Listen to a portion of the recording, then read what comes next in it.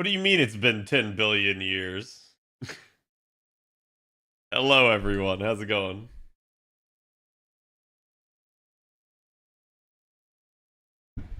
Oh, this is Patrick. Exactly. And Shiki kills servants. In game, absolutely. In lore, possibly. I think we have an actual answer finally on that. I know that was a topic that was debated for a long time, but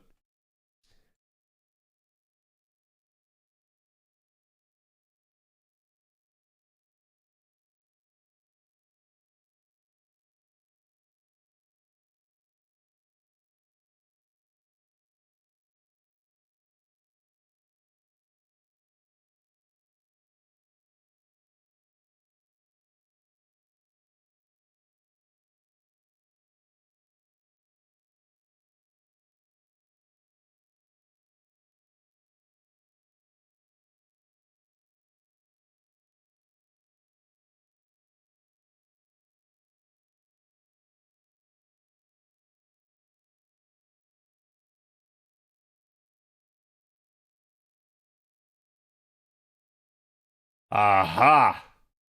Someone wanted to be done. Hello, everybody. How's it going? Thank you for the raid, Faye. We are just getting started here for once I am on time.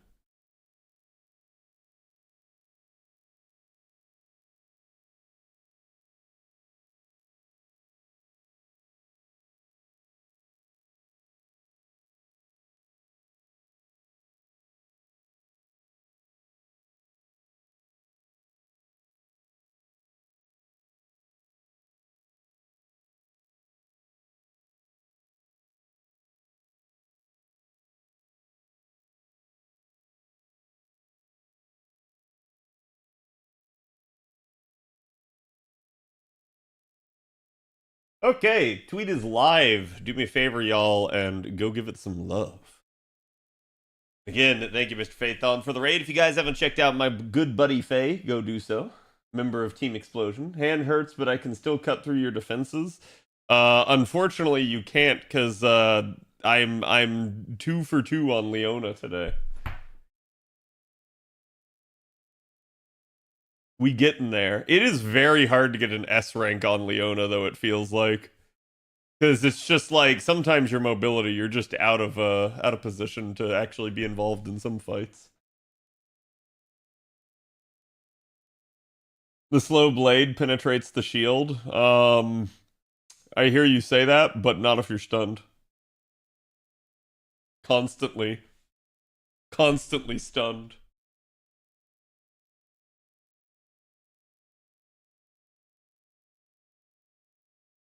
Ern just called you slow, or potentially Ern called you sharp. Huh? All right. So, like I said, we are good to go. If Shiki kills a servant and there's no one there to see it, is it still a garden of sinners? No. It's the pursuit of the void. Okay.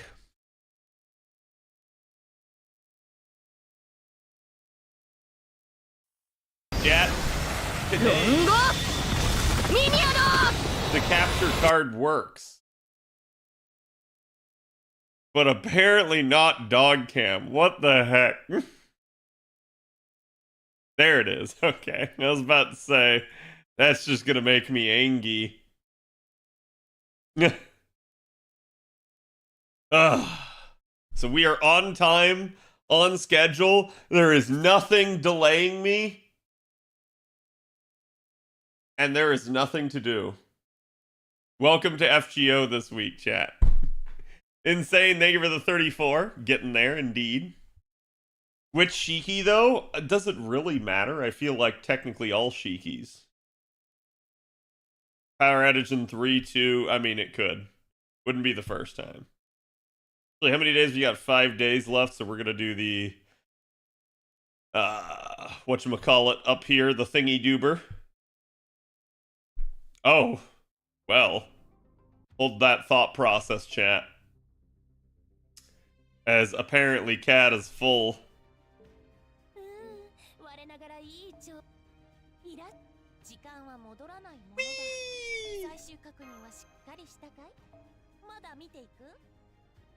That's still not enough. Thank you for the comfy check, Pion. Again, I hope everyone is doing good today. We are pretty much in a waiting room at this point, guys. Obviously, we'll be having the live stream Sunday, so I'll be covering that for you. We'll have D&D on Saturday instead this weekend. I think the weird thing is just going to be that, like, JP is kind of, still going to be dead for another 5 or 6 days here. So I'm not expecting too much info coming out of JP. We also know they're doing Anime NYC, so that does mean, like Mr. 2 and stuff are going to be over here. So Mr. 2 is probably then going to fly back and handle some sort of announcement for the JP side of things. But it is what it is. Okay, I'm not going to touch that for the moment. I can probably get around this by virtue of just turning on that button.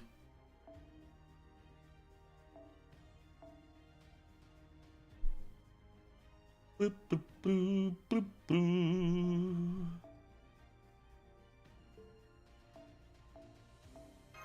Give it to me. Hello, Storm. Hello, Jade. Dead game? I mean, it happens. At least I do not abandon you for other gacha games, chat. Let's see. No, you know what? I'm gonna throw the last 12 in there. Yeah, I'll even throw the 5-star ones. Currently in line for NYC panel reserve. Yeah, I was gonna say, I know Maestro, who we normally tap for that sort of thing, is already in line. FGO JP would do something, but NA stole Mr. 2, so they can't.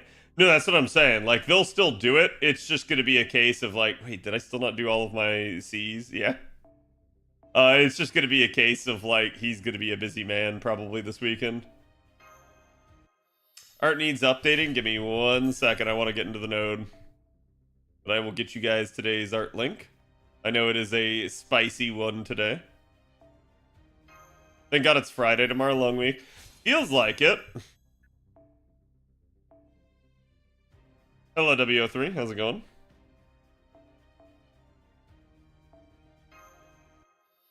Alrighty. Hello, Derpy. It gets so... I love Red Hot. Oh my god. Yeah, this is the authentic Grail casting experience, okay? I don't know how many of you guys saw that, but I'm gonna give you guys a little bit of taste of that medicine. But you can see it is a little bit of a inventory spacing issue that I have right now. I'll have to see. I don't know if I've bought all of my slots on JP. I think I have, though. And really, that'd just be second archive anyways. Okay, take me in.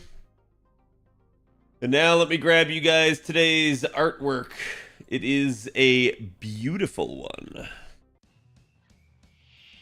And I also happen to know from my interactions on Twitter today that there is going to be more spicy Lartoria artwork coming. What's the wackiest thing an archer shoots in all of Fate, in your opinion? Jarcher, she shoots dolphins.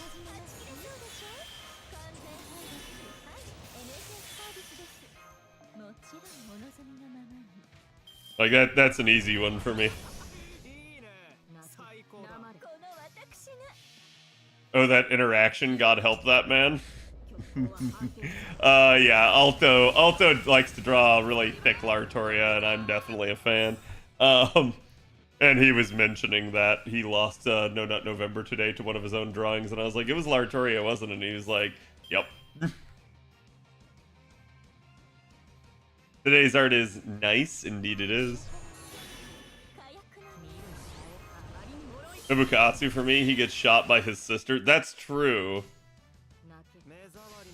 Nobukatsu is definitely a weird one. Like, there, honestly, Some of the archers feel really odd. Like, archer just feels like it's a class that has no coherence other than, like, something from the servant travels to the enemy. That's like the only semblance of likeness that we can find amongst all of them. And, you know, chat, sometimes that thing that travels to the enemy might be a fist. So it just depends. It's very dangerous art. That's true, it is. Oh, let me get that for you guys over here on YouTube as well. I'm sorry. Keep forgetting the need to update the art command in 2 places. There you guys go. Like I said, go give the artist some love. It's a fantastic piece, and they've done plenty of other pieces as well. The archer just flings herself at the enemy. Yep. Hello, IA. Someone using a spear as an archer? I know. Which is wild to me. But I guess they don't want to make them change classes. And honestly, let's be real here, chat. Do you think Ptolemy in his 3rd ascension form is an archer? Because to me, Ptolemy looks like a caster, and they just don't want to give you another caster is why.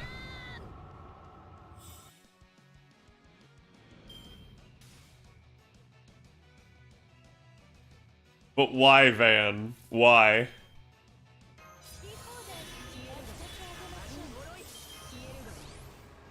Help me, I played Nikke for 1 day and I'm drawn by butts and ass. Alright, I got you right here. Okay, so here's how you solve that problem. Step 1, uninstall Nikke. Step 2, go to rule34.com. Step 3, type in the name of the character that you were attracted to. Step 4, hit the search button. Step 5, question mark. Step 6, profit.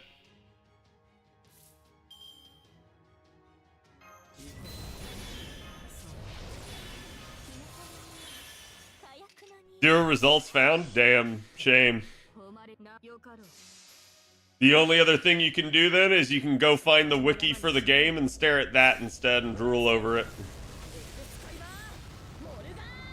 For more hot tips, subscribe to twitch.tv/Khadroth. Exactly. Denboru then? Yep. Denboru, Pixiv, you name it. Just playtime on it? Yeah, but isn't the, like, English form of that neutered? I assume it is, right? Like, granted, I also assume because of that, it's not available on the Apple Store. So it's probably only available on Android. Or independent. There is an NSFW? Interesting. And surprising. Makes sense as to why everyone would get angry then. But you know what, though? Like, good. Because I'm gonna be real with y'all. Like, I have no real qualm against Nikke, other than Nikke is so over the top with its overt sexuality, but it's not sexual, that I'm just gonna say, guys, if you're hooked on Nikke because of the artwork that freaking hard, just go play an NSFW game. Steam's even gonna allow you guys to hide it soon. But it's like, if you're gonna be that overt with it, have the balls to go all the way.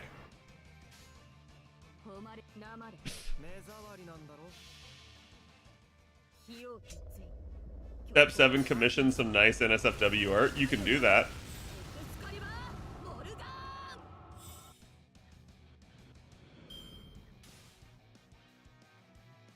Alan Chan, thank you for the follow.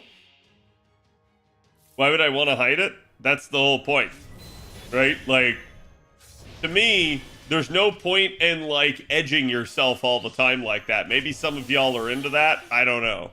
I'm not going to yuck your yum if you do. But I will say this, like, just go all the way, right?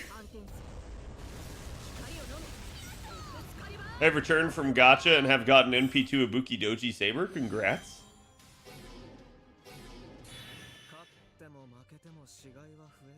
And stayed for story, actually. I've had people try to tell me that the story is good. Granted, I've also had people, unironically, in this stream chat tell me that FGO's story is bad. So there's a point where I have to say I'm not sure that people have any fucking clue what a good story is. But it's like whether or not I can trust people remains to be seen. FGO story starts out weak. I actually don't think it does. I think FGO story starts out perfectly fine. It's really those like it's I'd say like through Fuyuki and Orleans, everything's good. It's you start getting to like Septum and Okeanos that it's kind of meh. And then London actually gets kind of interesting, but it either drags on in places or ass pulls in others. And then you get to basically America, and America's where the writing gets better, but the premise to America is just weird. And so that's why a lot of people will tell you it's finally where like everything lines up is in Camelot. But to me, it's not that it starts out bad, because I actually think the intro segment into Fuyuki, into Orleans is good. I think that is what allows people to keep playing.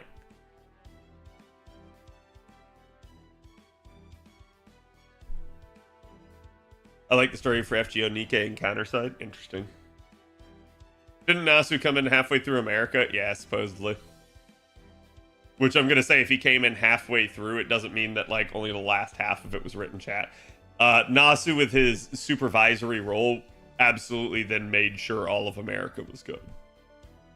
At least from a writing perspective. Whether or not the premise made any sense remains to be seen, but I assume it was originally Nasu's idea in the first place, because I assume Nasu kind of, he probably came up with the rough ideas and concepts for each of the things. Sent Florida Man story? Okay. Give me 1 minute here. Why am I in LB5?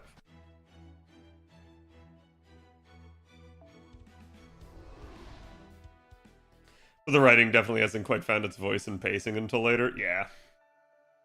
Alright, so chat, I'm doing the Orkney node because I gotta kill either archers or lancers.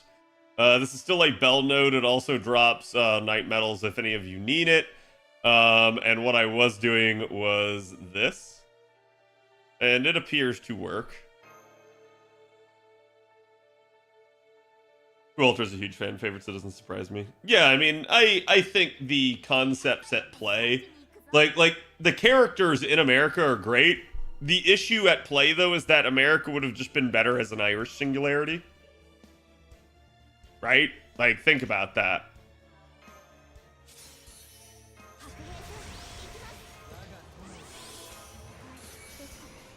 Oh, hold on, let me...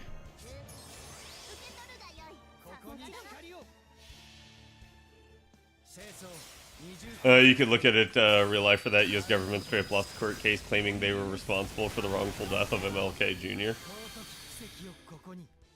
I'm not going to get into that topic. I'm waiting for Helena Alter Design to be added in FGO as Helena Alter. Wait, huh? I'm confused. I've never heard of Helena having an altar or being involved in anything outside of FGO. Hello, Test Tube. America invading Ireland? Dude, they should do the reverse, right? Like, that would actually be low-key kind of hilarious if they did that. So the only problem here is the large Moors. I have no idea if it's going to be sky traded or not, but I didn't try it last time, so we'll try it this time.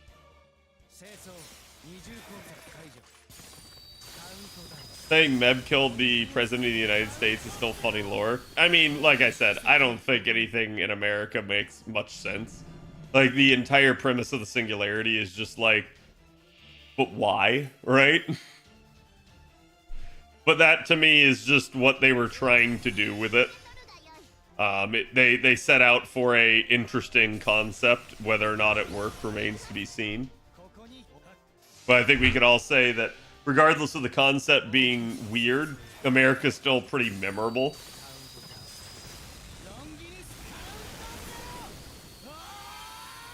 Lena has an older version. I've seen, like, her alternate design, which was, like, her in a green outfit, but I don't know about an older form. Yeah, the beta design, okay.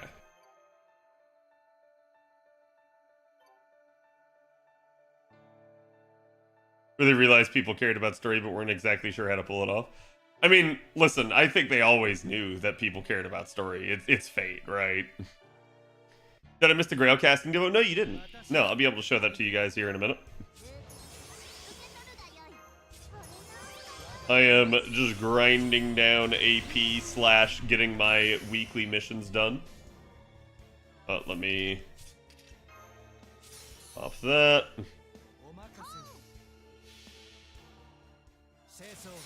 What is a Grail casting? Wait, I thought you played on JP Lucario.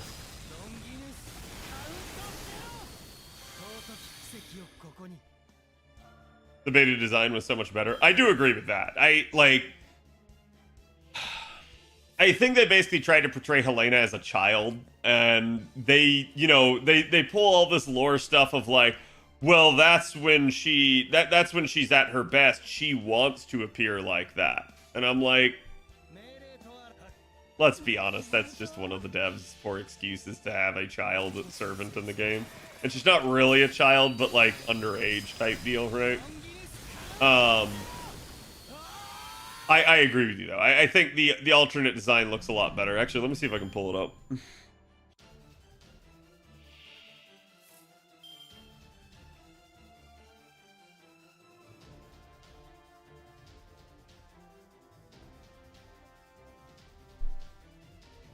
Yeah, here it is.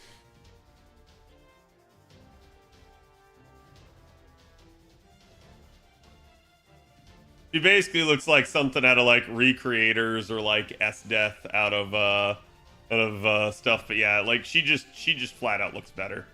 Like I think everybody and their brother would prefer her in this form. Oh wow, yeah. I mean, this is, it's the same thing as like seeing adult Wu. Sometimes we just get robbed, quote unquote. So it be what it be. Who is this? This is Helena. This is what Helena was originally going to look like, and then they changed it.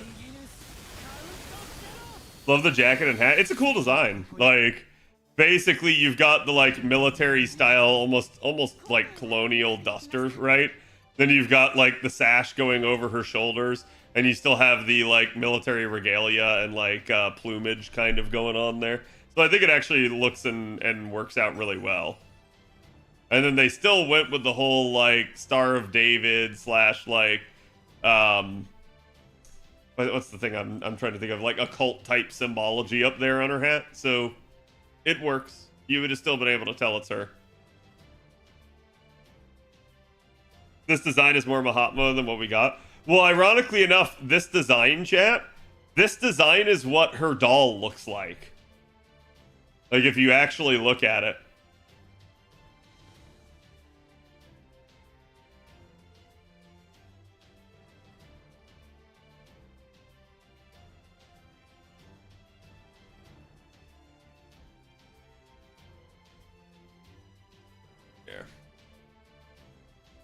Okay, so like you can kind of see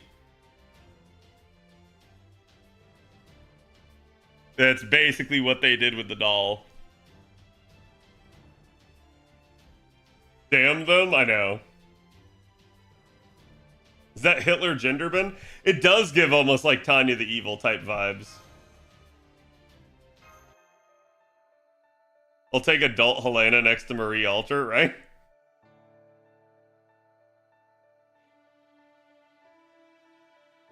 Is this an event design or like fan art? No, that was some of the prototype design for what they wanted Helena to look like. And then they decided on a different design. Which I can definitely say that the design they went with certainly fits FGO more. But yeah. Yeah. Alright, so our weeklies are done, so now chat, we're back to Oxford. It's that easy. Okay, so let me actually see, because I may be able to get away with something now.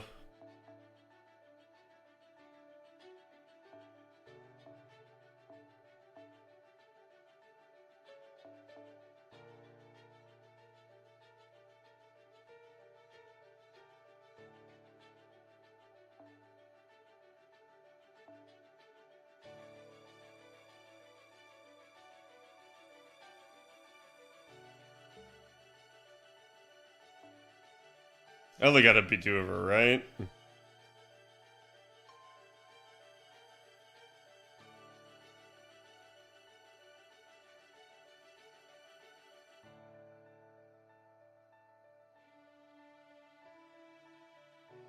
think I gotta get her all the way to bond 9 before she would have enough for a pend.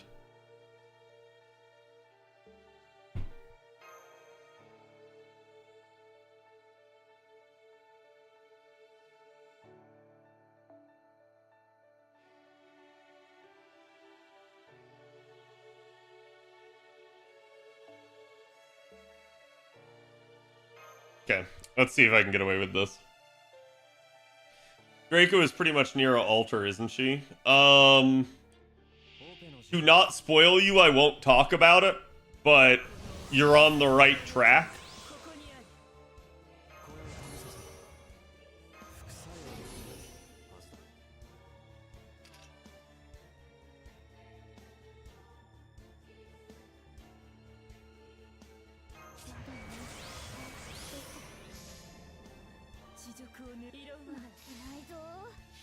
Zenobia's Bakery. Lena's lore was about her looking like the FGO one late in her life, and she used magic to hide her youthful appearance. No, I thought it was that basically she just... Because servants get summoned as their best form, in a sense, she chose that as her best form type deal. That's always been my understanding of it. Did you NP5 Arthur? Yes. Yeah, I have NP5 Arthur.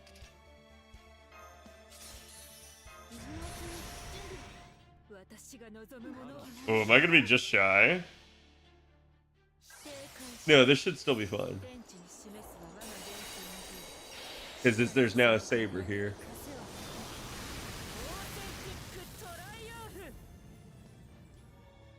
Oh no, it's still not. Wow. Wow, what? Wait, hold on. How did she only get 50% there?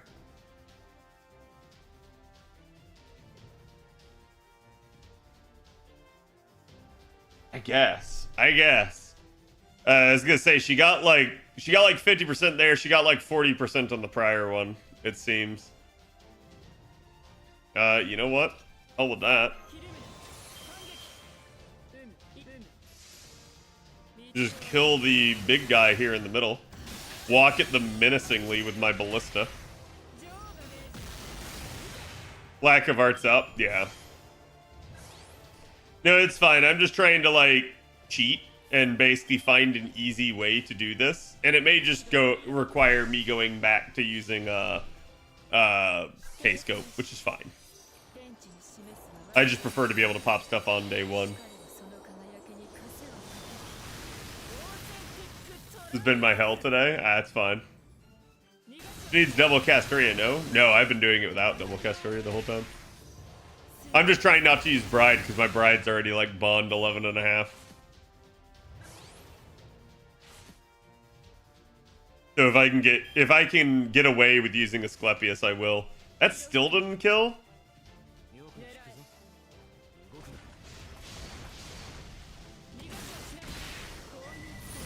Please die. Thank you. I love the menacing walk she does. She blasts you. Yeah, it's great. She basically struts at you. Wait, oh, there's... I didn't realize there were missions. I didn't realize there were missions on an A.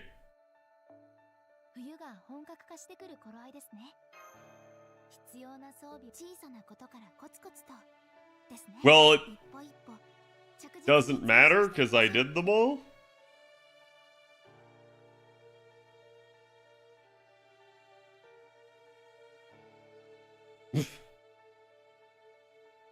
It's 2-3 runs a day. Okay.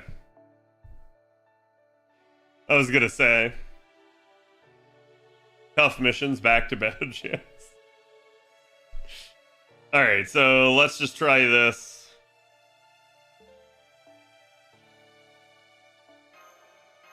And that should work. Actually, I can squeeze out more bond here.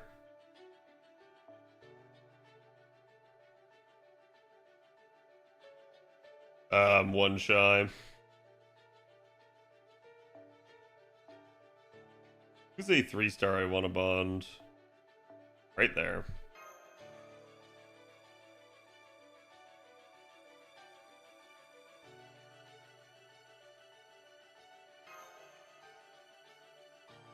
Yeah, I'm just gonna have to do it every day. That's their entire point with this campaign, is to keep you playing.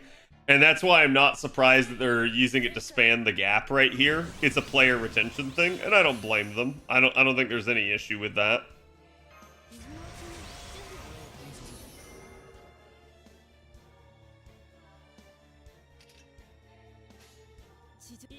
Okay, let's see. This first wave is always the spicy one because it's all berserkers, so you just don't get good NP gain. Is this one of the more underwhelming DL campaigns? Yes. Yeah. Like, the 25 million one coming up next May is actually, like, huge, so it just is what it is.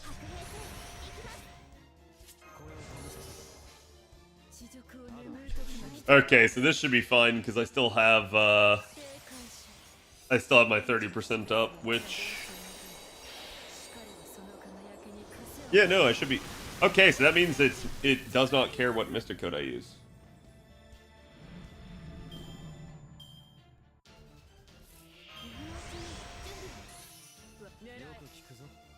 That's easy. You streaming the Good at 5 live stream? Yeah, we'll be doing that. It's a light stream, so I don't know if there's gonna be like time to do other things. We'll see. I may just get on, cover that, and get off. It just depends. I'll have to think about the actual timing of it. And that'll probably depend on what I'm doing Sunday. Is the NLDL campaign, NADL campaign, gonna be repurposed? I mean, it already is. Like, the DL campaign is already the, like, cozy up for winter campaign. When is the stream for the news? It's Sunday.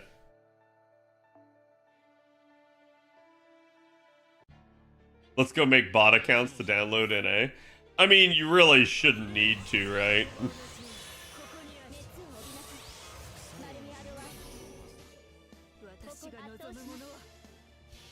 So 4-star ticket at 24 million for NA? Was that a thing? Did we get the 4-star ticket then? I'll have to look. I don't know. I mean, it's...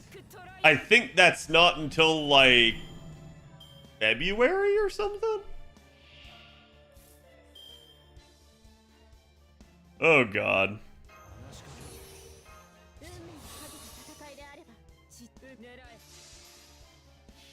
Got it for 25 million? Okay. Yeah, I was gonna say, I know we got Castoria. I think 25 million is also Mighty Chain? Let me go look. I don't remember. I get all of that stuff, like, because I haven't done my preview for next year yet or anything like that, so I get all of that, like, jumbled around in my head.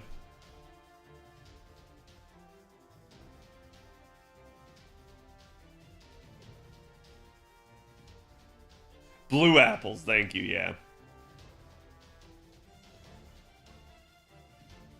Yeah, they also changed the SR servants available in the tutorial. That sucks, for the record, because while you get Nidocris added, which is really awesome, you lose Helena. And Helena is arguably the best choice that the game has ever had for a starting pick. I think even the devs realized, they were like, oh shit, that's too good. There is a meta pick. Hilariously enough, there is still a meta pick, and it's Nidocris. Skip, please. But did you redeem Skip? You did.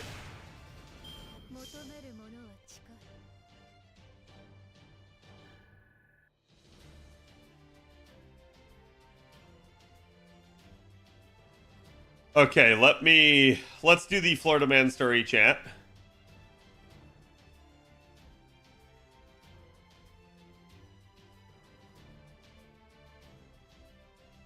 So why do I hear Darth Vader?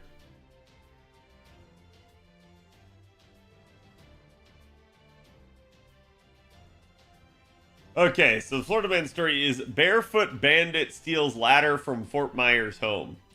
Not every day you catch a Florida man committing a crime on camera. On Saturday, the Bobby family woke up to find a man wearing no shoes had strolled by their home in Gladiolus Lakes Preserve community and walked away with their massive extension ladder. And maybe he just needed a ladder, right? Like, I could actually see that being a thing. Now, this ladder isn't small. It was being used to reach up high into a tree to trim some branches. Family left it outside overnight, unknowingly giving a sticky-fingered Florida man the opportunity to steal it. He just walked barefoot.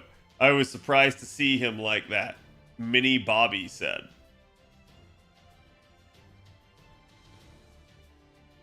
Chat, I'm gonna be real with y'all. The most surprising thing in this Florida man story is the name of the family that got the ladder stolen. Not the ladder or the fact that it was stolen or the fact that the guy was barefoot. Fact that he's barefoot probably means he's someone from their neighborhood.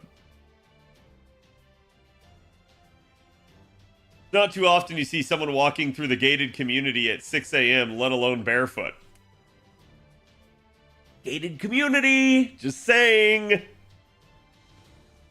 I've never seen him here, she said. Yeah, sure.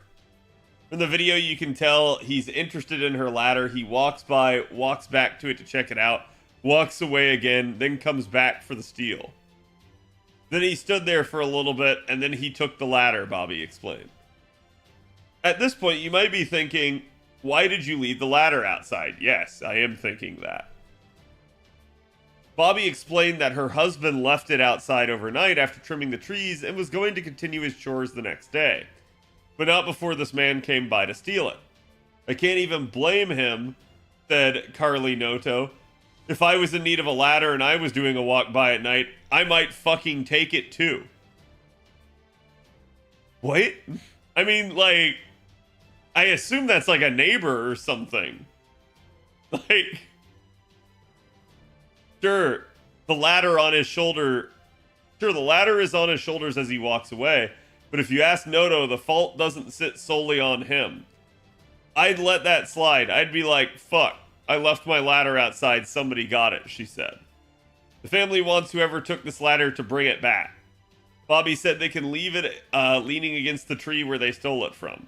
She did file a report with the sheriff's office, so it comes down to whether or not the Florida man does the right thing before deputies catch him. They're not going to catch him. If nobody from the neighborhood recognizes him, and it's, you know, early enough in the morning, like, I see the picture, it's super dark, like, they're not going to figure out who the heck it was. Like, it just is what it is. Or he's high on something, I mean, probably, but, like, at the end of the day, that's, like, the least Florida man story. Like, oh no, you left a ladder outside your house at night and someone stole it. Yeah, I'm not surprised. You leave anything outside overnight and people will steal it. That is what that is. You know what I need right now at 6 a.m.? A ladder? Yeah. I mean, maybe he was out for his morning jog, and then maybe he ended up seeing the ladder and was just like, hey, I could use a ladder for, you know, like, surfing down a hill, right? Like, you never know. Barefoot, of course. That ladder was in their family for generations, yes.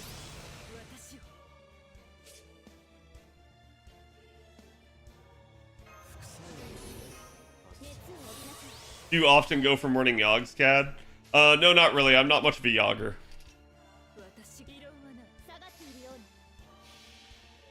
Also, where do these people get all these bare feet? I don't know. Maybe they have a collection. What the fuck is this song? This song is what you get when you skip a song that was not that bad into something else without knowing. I prefer to amble. Remember when America is a first world country? No. Listen, I will say this, chat. I hear so much shit from non-Americans. I hear so much shit from Americans about the state of America and how it is to the rest of the world. I have traveled the world, chat. People be talking mad shit. I've been to your countries. Nah. I don't want to hear it. Everywhere's a shithole, quite literally. Shithole is more of a mentality. You heard that, Antarctica? No, obviously I haven't been to Antarctica, but Japan, perfect, obviously. Oh man, I did see something earlier today on Twitter where someone was like saying like they were using some anecdote of a girl saying that she felt safe walking the streets at night in Japan, and then I saw like a whole bunch of people being racist in the comments about like Japan and saying like it's because they're like an insular country and stuff, and I'm like, oh my god, man. That's not accurate. Yeah, I'm like, I've seen even like on Twitch, people live streaming in Japan get like accosted by people, right? Like, because there's still hobos and stuff there. The one thing you could say is most of the time in Japan, like the people as a whole have a much more like private and what I'm looking for, like reserved demeanor about things, but I mean, it's not going to stop the crazy person from doing something crazy, right? I hope you're doing well tonight. I am. You're going to get that Johnny Somali treatment? Oh, is that the dude that got, like, punched because he was harassing people in Japan? Actful? Yeah, that's, I guess, a way of putting it. Japanese folks do like to avoid standing out in general. Yep. Yeah, that guy. Yeah, listen, man. People be wild. Butthurt X user. Actually, hold on, chat.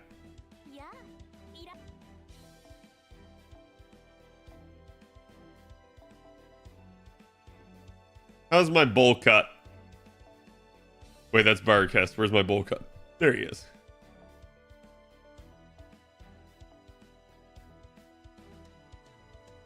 He's in P5 already. I probably won't throw the singles at this then. Because, like, I was going to say, I could just throw paid singles in, but it doesn't feel really worth.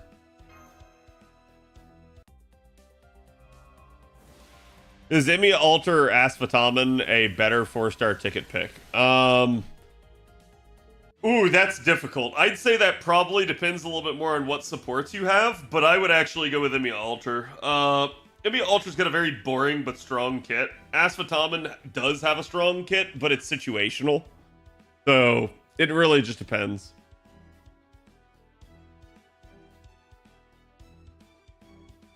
Barg has to with a bowl cut win? Never, hopefully. Grass is always greener on the other side. Or if you're on the internet, the grass is always browner on the other side, right? People don't want to, they don't want to ever give anyone any credit for anything. It's always, you're worse. My place is so much better than yours. The gap also lets people have time to clear LB 5.5. Yeah, and I low-key think that's kind of what they're doing with it, is like they're trying to stall things out because they know people haven't done story. And they know they didn't tell us ahead of time, really. Should I only go for Nobu or wait for summer next year? I only have 400 Saint Courts. If you only have 400 Saint Courts, you should wait for summer next year. Is there any summer unit you dislike compared to their OG form? Helena Blavatsky. Blavatsky is like, I don't like her summer form. It's I don't think it looks that good. I think it's pretty lackluster in terms of its performance. Summer Nito versus OG Nito? Yeah, but I actually like Summer Nito. I like the way she looks. But to me, there's not really any redeeming quality about Archer Helena. Here's my bro still at LB3 for months now. I mean, that just sounds like a personal issue. Why is that upside down? There we go. All right, chat. I'm giving y'all a taste of the authentic Grail casting experience. Now, I want you guys to understand, this is just a taste. I actually need to finish my Grail casting for this month on JP, which involves rolling out enough coins to print 2 Grails. That is usually 4,000 coins. I am already about 1,500 plus in. So that would only be about 2,500 remaining. The issue at play here is I also kind of need to do next month's Grails, because we're definitely going to have a Lotto on an A and Tunguska, and we are certainly going to have some kind of Lotto on JP. So it's a good idea to get that done ahead of time. That means you can add another 4,000 coins to the amount I still got to get. I got to get 6,500 coins. That's a lot of FP rolling. We're talking definitely, I'm going to say at least 3 mil that I got to roll out. I think. Unless I'm misremembering the math there. But, geez, that hurt his Pete? Yes, it is. The concept at play, though, and this is why I was talking about this, is that, like, this is the issue that you run into on JP. One, I could run out of FP, and I'm on pace to run out of FP eventually on JP. I will make it all the way through in A getting Grail casting before my JP ever runs out, though.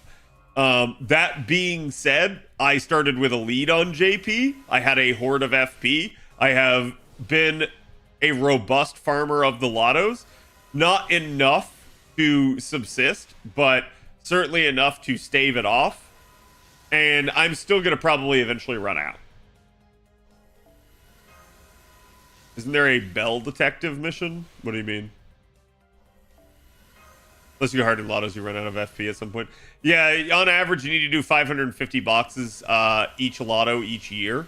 Because you need basically 1,100 boxes to have enough FP in order to subsist for the entire year. Now, the issue with that is you can, like, back out other numbers. So you guys can see I was able to roll up to 900. What I first go to do here is I basically, and this is how I manage FP in general, but I basically just come over here. The problem you guys are going to have to watch out for, especially on JP, is there are 2 new 3-star units, okay? And those 3-star units are not available yet. Well, they are if you rolled gotcha, but they're not available from the FP pool. Sorry, I missed the top row there. So I basically just ended up burning everything, but you may need some stuff, so be careful if you guys are going to be rolling out soon on JP. I don't burn any of my Cs. I've had people ask me about this, like, hey, Cat, is it even worth it for the 1-star Cs? Yes, absolutely bomb your 1-star Cs. Do not burn them. What I mean when I say bombing is I'm going to come down here into my Craft Essence Enhancement. I have several, if you guys can see, bombs already made on JP. But JP account does not have a horde, so you'll see me always try to keep at least 8 at any given moment. So it's when I get to 16 copies that I basically end up spending some. But yeah, you guys can see this is a bomb in progress, right? So if you guys have never watched me do CE bombing, I have a fantastic video that explains the ins and outs of it and why you want to do it. Needless to say, the TLDR is just you're going to throw everything in a 1-star MLB, and you're just going to hoard that. And eventually you'll get 8 of those once they cap out, and 8 can be combined into a level 100 5-star CE. So it's why you do it. It makes the QP cost way cheaper. It's a fraction of the cost of what it would have been. So it's again why you want to do it. You can see just how tedious this process gets.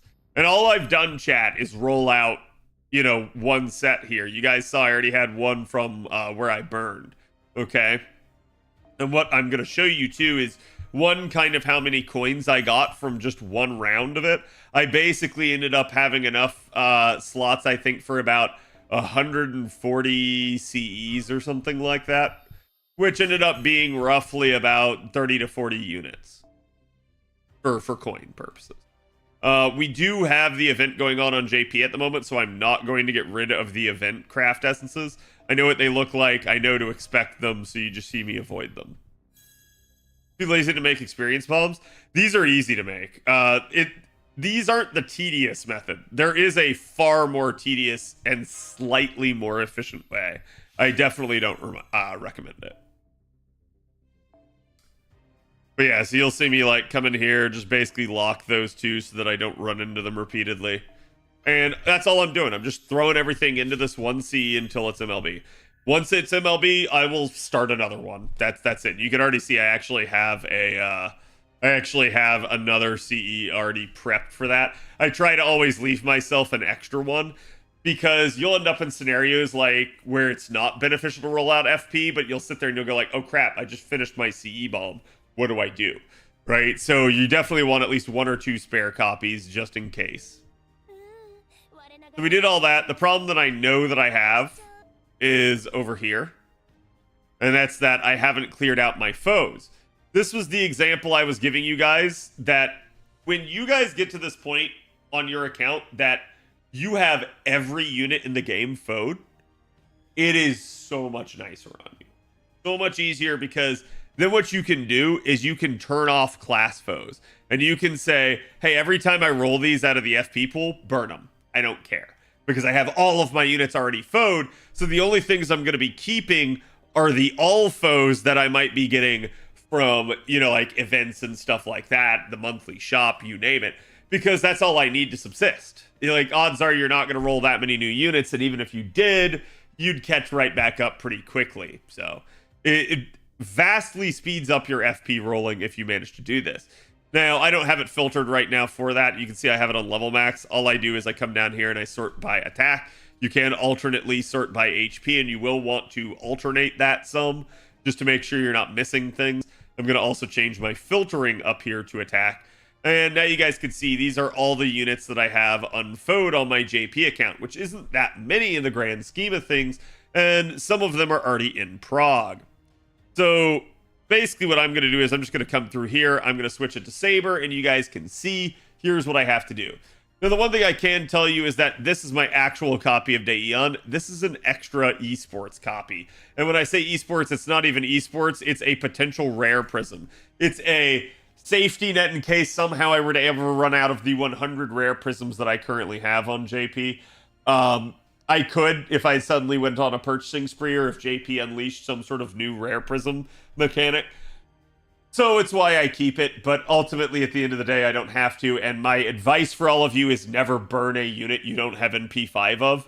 It's just the whole reason that I will do this, chat. Daeon is one of the safest extra burns you would have in the game. If you had to have a rare prism for some godforsaken reason, NP2 and onward of Daeon really does not do that much. And Daeon's not a high value, high used unit most of the time anyways. So it is one of the safest burns if you had to burn an extra one. I still don't advise it. I'd still tell you get NP5 of your Daeon just so that you have it in case a rainy day actually does occur. But yeah, so like you guys can see, I haven't burned it. It's just sitting here. And I think I still have NP2 or 3 on JP. Yeah, I've had NP3. So if I get a 5th copy, I'll probably just combine them. Because it'll be like, okay, now it's done, and any subsequent copies can just be burned at that point. But it is what it is. So again, so you can basically see that I have 3 sabers that I have yet to do. Now, here's the concept at play that I want all of you guys to remember as you're walking this in. As you start getting less and less units to actually foe, okay, logically I want to use all of my my class foes on people. Here's the problem with this, chat. Once I'm done with this unit and this unit and this unit, who do I have left to foe with these foes? No one. But you'll still be rolling out FP, having to leave your foes turned on because you're not done with the other classes. So the idea here is to try and even things out and smooth it so that you all end up as soon as possible. But logically, there's going to be some times that you just can't. and there's not much you can do about that. The only thing you can do is you can manipulate your all foes to go to classes that need it more, rather than, like, again, trying to finish off my Saber class early. And you can see there, I assume this means he's already fully HP foed. He is, because I couldn't throw in any of the HP foes. So what I'm going to do here is I'm actually going to change this to HP real quick. This is going to reveal units that need HP. And so you can see, out of all of these, really the only prime candidate that I can denote here is actually Fergus. As a 3-star, he might end up in some weird scenario like in a tower event or something where I'd have to use him. So getting him more HP foes might help. Daeon could also be a potential reason. As a tank, it's arguably better for Daeon to get it, but I'm not too worried. We're so far down my list of used servants at this point that it's not a huge deal. So that's all of the Saber class done. I'm going to now switch it to Archer, and I'm going to remember to swap this back to attack. And you can see right here, we basically have David, who is just one 3-star attack foe away from being done. We're going to throw the rest of the HP foes on him, since that'll get him close there. And now David is actually finished off for his attack foes. But still, I've got a couple more attack foes, so I need to find a new target for them. So out of the ones that I have remaining, none of these are esports copies, so I question which one of these am I going to use. Well, I might use William Tell for dodging memes, I might use Kid Gil just for an AoE, or I might use Paris as someone who could be a low-star option and it's just a party cost issue. Who I'm not going to use offensively is Nobukatsu, so I'm going to go ahead and just throw it on Tell right here and just kind of get him started.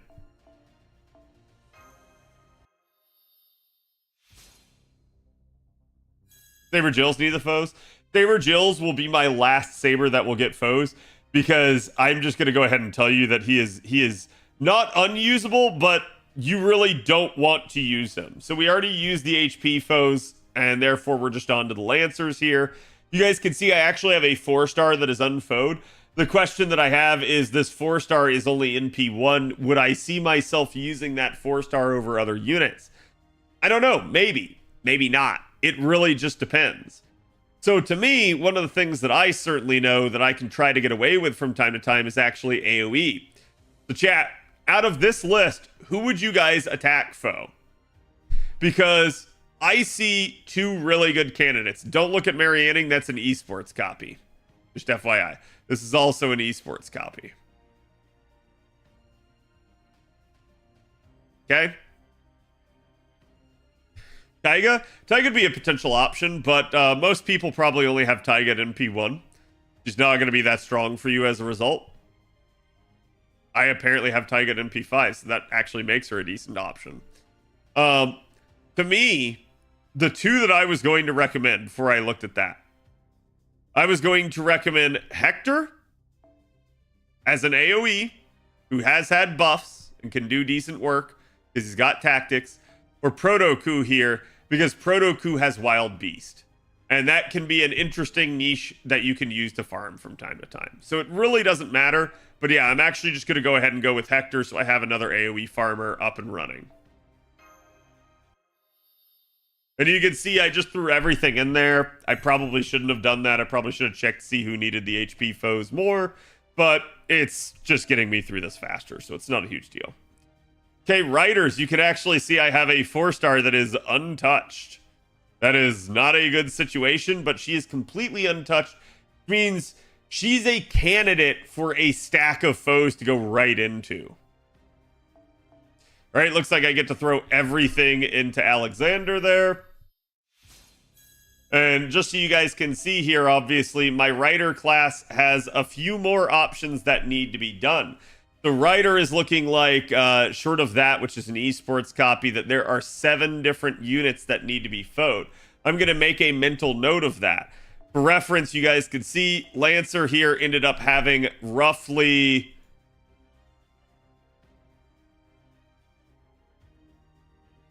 8 units that need to be. So Lancer's our current king. Archer only had 4. And now we're just going to go ahead and go to Caster here. Uh, this one catches me at a weird time. So this is an esports Qingong. So no, I do have a fully foed Qingong. He's already been handled.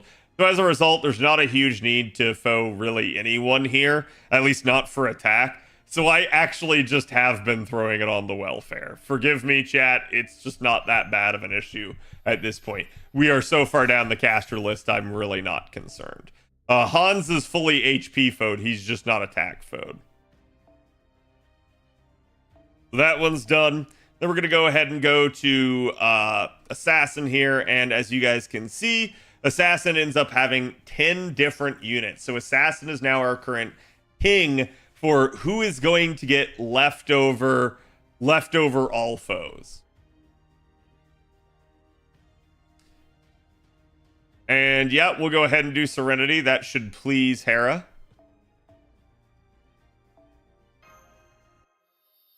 And it's Serenity. So she'll get done here soon. I keep backing out. I need to not do that. But like I said, it's easy if you could just use it all. If you're in a hurry, you can do it that way. Or you could try to be a little bit more meticulous and strategize it a little bit more. Berserkers only have 5 that need it. Out of these, yeah, I can flat out tell you only Lu Bu is going to need attack. So right there is the edge of my Berserker foes. The rest are just all foes. And the good news is, with this filtering system on JP, they did provide you a means to select all extra classes. Now you guys can see this is all extra classes, and if you guys remember, I am filtering by attack, but I see no one. We're going to filter by HP, and now I see some people. This gives me an idea of just who needs the foes. We're sitting at 990, so going to plop that one in. Now she's done.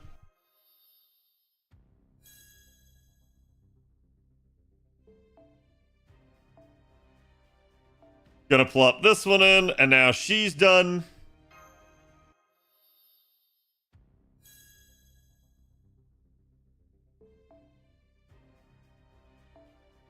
And now it looks like my only remaining foe target is the second Mecha Ellie copy. This isn't even the first one. I've already done the first one. This is the second Mecha Ellie copy. So she's gonna eat all the remaining HP, all foes. But then from there, chat, my all foes for HP are free. They can go to any class. So basically, I got my extra classes done first because they were easy from all foe overflow. But then those foes can now go into other classes. So it's definitely going to make it a lot easier. However, we do still have the attack foes that can go anywhere. So we're going to switch it back to attack. Turn both those off. And turn on Assassin. As we remember, Assassin is the one that has 10. So out of all of these, it seems pretty easy and logical to just go ahead and throw my attack foes onto Serenity here, as that'll just get her done faster. Certainly, you could try to prioritize certain things. It just depends on what you're trying to do. I am of the opinion that I do not foresee JP having a whole bunch of new units coming out. I think you're going to have your 2 new 3-stars. You will probably have 1 new unit in December and then 1 new unit at New Year's. So logically, you only need 4 sets of foes. Here's the trick. You usually get a New Year's grab bag. That gives you 1 set of foes. You usually get a reset at New Year's, which gives you another set of foes. So that's 2. We're going to get a 3rd one in basically in December. And that's assuming no event in December. I'm going to tell you right now, there's going to be an event in December, so that's going to give you 4 sets of foes. So, I'm good. I'm covered for the next 4 unit releases, including the 2 3-stars we already know about. I didn't acquire the 5-star from this event, so I don't have to tangle with that one. So as a result, I kind of already know what's going to happen. And that just means I can walk right in here, chat, and embarrass myself.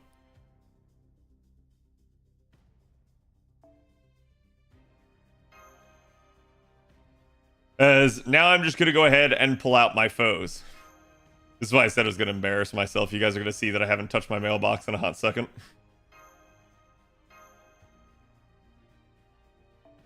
It happens. JP gives out a lot of stuff right now. Because during events, they give you apples. Which is a good thing. But it's kind of bad because, as we've talked about before, it's for storm pods.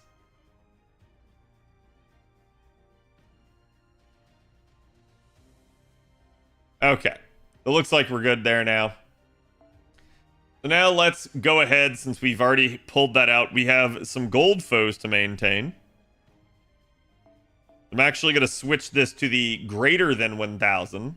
This would be anyone 1,000 and greater. This is going to let me see my 2 gold foe targets. You can see it's made Alter and Zerktoria. And we're going to actually go on Zerktoria because that's who I've switched to doing, as she is arts and able to kind of counter everything, where Made Alter is just a specific class.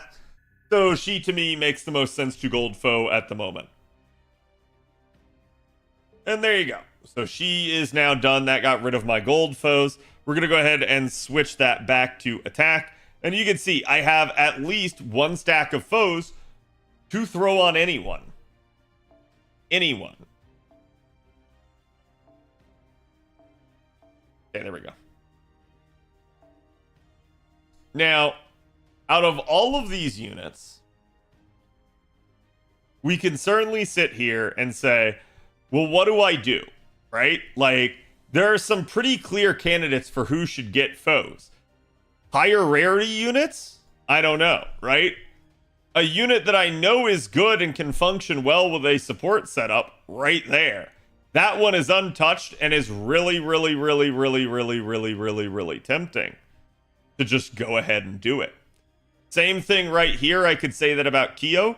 Kyo did get a buff, but to me, she's still not in a great place. So it's not a huge priority. So it again comes down to which class needs it the most, or which unit needs it the most. And from there, I think it's a pretty easy case as to which class it is.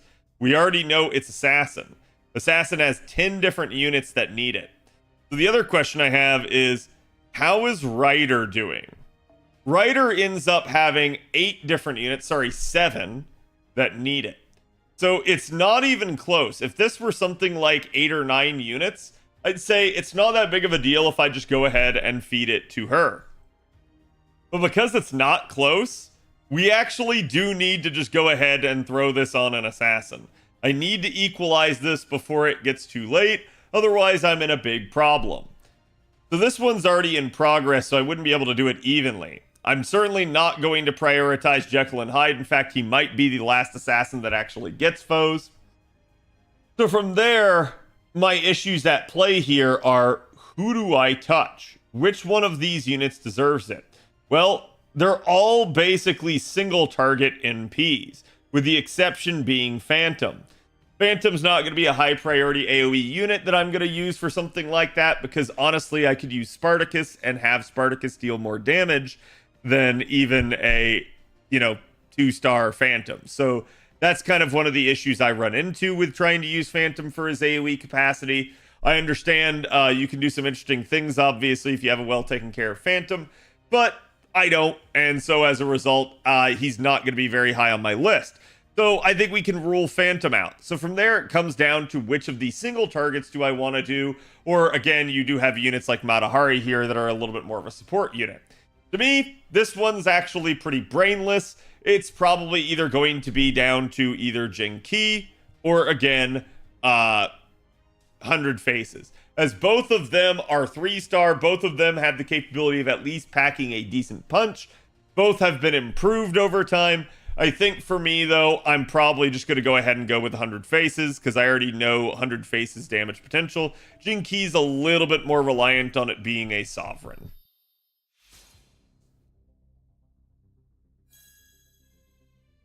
So right there, we're good, and we're done. Well, sorry, we're done with attack, right? We're going to go ahead and come right in here and do HP. And actually, no, I'll tell you what. What we're going to do is we're going to flip this one around. I need 10 units foed for assassins with attack. But what about HP? How is the situation with regards to this? So you can see it looks like it's 10 again, but is there a class that needs it more? So Saber still only has 2. Archer ends up having... Yeah, it looks like that one's actually 9, so that one's not that crazy. But granted, you do end up... Oh, okay, hold on. There we go. This might help things. Yeah, it's still only 2 for Saber. Archer ends up having... So I haven't actually finished off my barcast, but Archer ends up having 9. Lancer, on the other hand here, ends up having quite a bit more HP foes. They are somewhat inflated by 2 units almost being done, but even if you pull these out, this is 10 units. 10 units that still need it.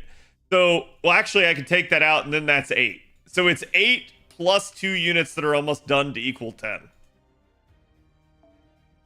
I could honestly call that one 9 and kind of just say that is what that is.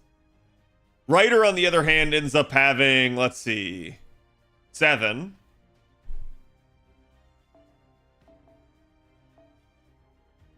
Caster ends up having 7. Again, Assassin has 10. And Berserker has 7. So a lot more HP foes are actually needed. There's a little bit more parity on this side of things. And I could, chat, hear me out on this. I could simply do this and finish this off. The only reason I'm probably not is just because it's at an odd increment right now and I have a perfect 20 stack. So it's better for me to just finish a unit. As a result, to me, this one comes down to, it looks like either Archer, Lancer,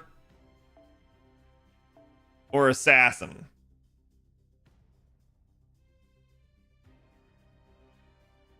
I'm just going to go ahead and do it on Assassin. Makes it nice and easy. That unit is done, and I don't have to worry about that unit. So right there, now we've brought Assassin down to 9 required units. Okay? And like I said, I do have some units that aren't foed. You guys are probably sitting there screaming at me going, why aren't you foeing, you know, like, Summer Suzuka, right? Like, and you're not wrong. That is a good idea. It's just I'm getting so low on the required units where every class has less than 10 units remaining to be foed. I have to walk this in.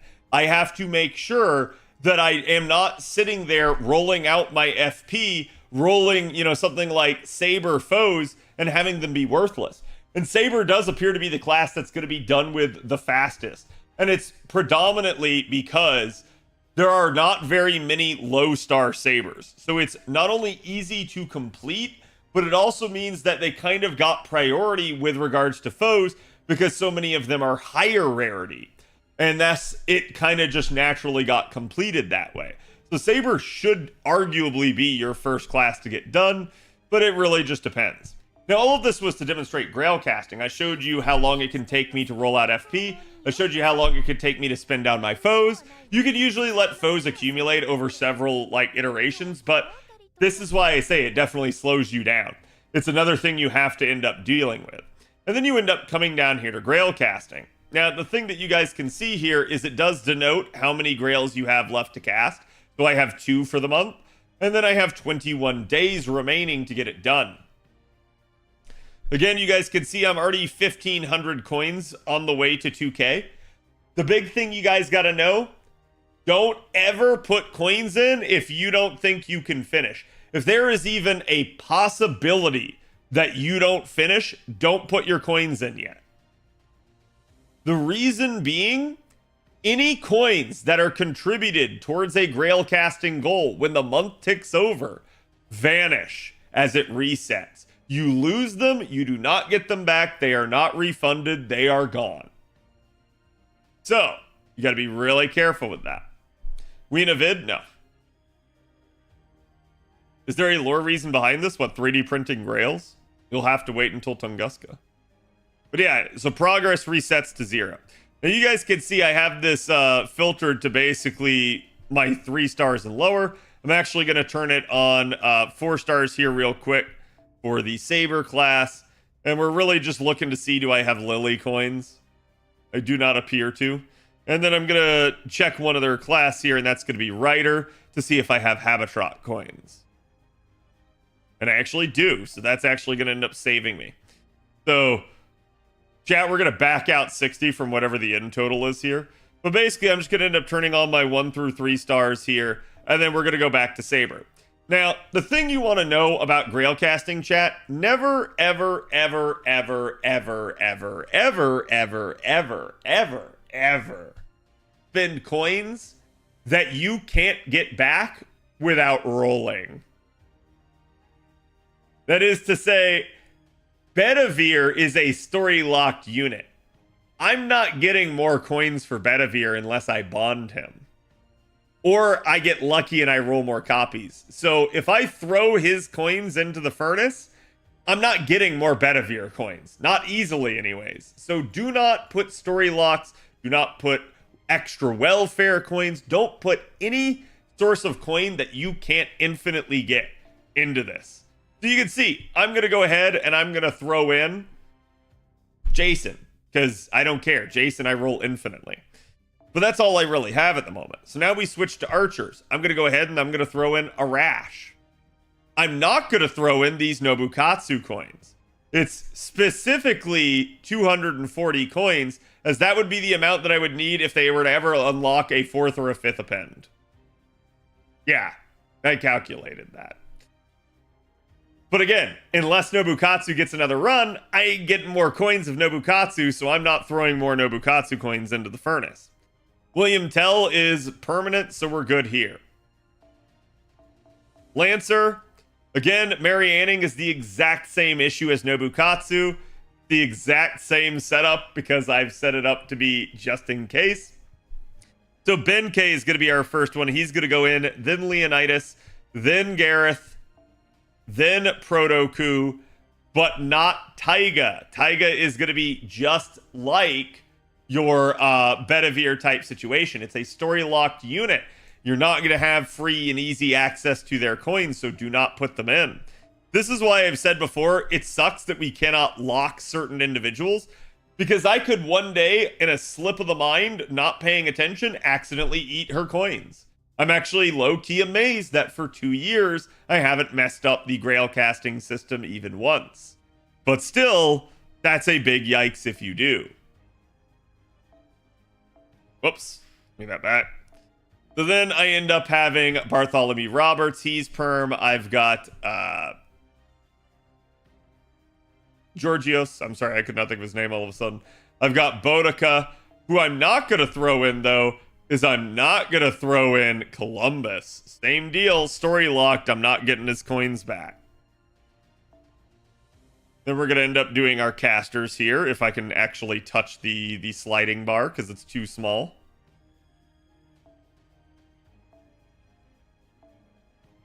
Not going to do Jill DeRay or Caster Coup, because again, same deal. And not going to do Asclepius, because same deal.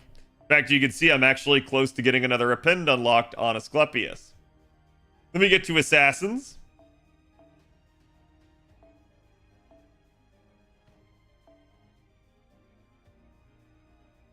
And you could usually denote which ones of these need to be picked because they don't have the green box around them.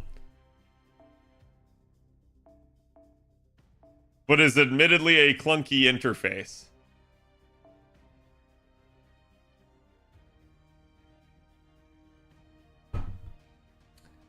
There's your Ezo.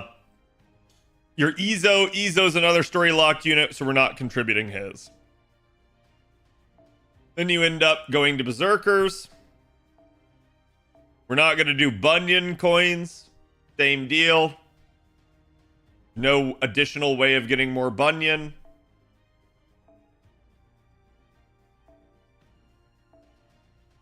And we're not going to touch Mori's coins because he's also story locked. Thankfully, just like with the other systems, you can just select those 2 buttons on the right, and that's going to end up giving you access to your extra classes. We can see, though, there's only 3 stars of the extra classes that could potentially give you coins. Salieri is story locked, so we're not contributing him. So it's basically Shufu is the only one at the moment that you could do, or potentially an Angry Mango. Though I wouldn't necessarily do Angry Mango's coins, as it'll take you a long time to get them. So Shufu would be the only one that could have been here. And now you guys can see just how much that one rolling session ended up getting me for coins. However, remember how I said we have to back out 60 because those were the Habitrots that I had from earlier? Yeah, that rolling session only got us 180 coins. Out of the 2k you need just for one Grail. Out of the 4k you need each month. How do you understand, chat? It just gets worse and worse and worse. And it'll give you a pop-up if it thinks you're trying to smash something that you shouldn't. Habitrot I know is okay. I get more of her, so it's fine.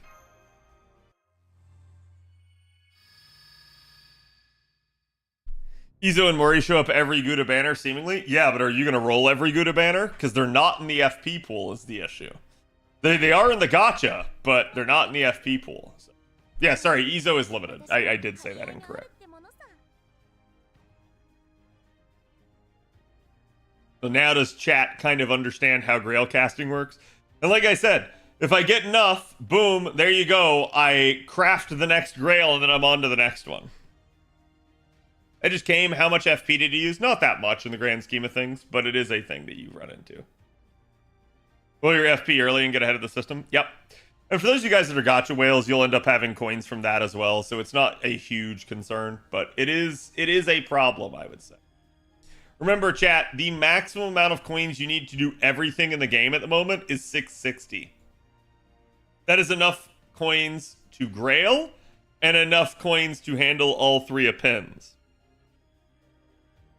If you are a optimist, I will say, and you think that there's a future where you could see a fourth and a fifth append,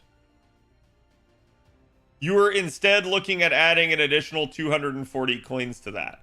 That would bring it to a nice round 900 coins per unit. And I'm not going to lie, I could easily see them doing that at some point. But it remains to be seen.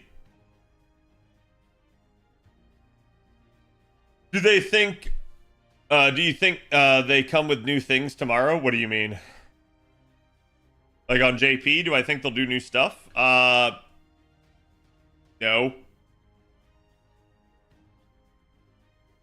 I think you might hear something get announced, but no.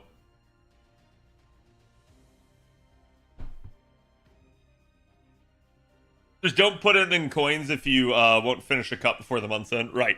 And this is usually why I set out to do Grail casting the second the month changes over. Like, on the 1st, I start doing my Grail casting. Because, chat, if you wait till late in the month, have fun. You ain't doing it. And I'm going to tell you exactly right now how most people handle this situation. They don't. Most people don't Grail cast. Those that do are either whales or they basically end up, you know, just having a horde from before. That's it. Most of the people don't. The problem with this is, as of right now on JP, I think you have gotten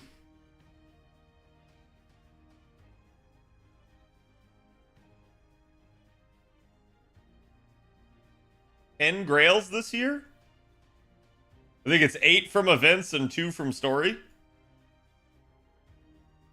Your amount of Grails that you're getting from events are kind of down because they're just not running as many events. You kind of need Grail casting to subsist. That's the issue that we're beginning to run into.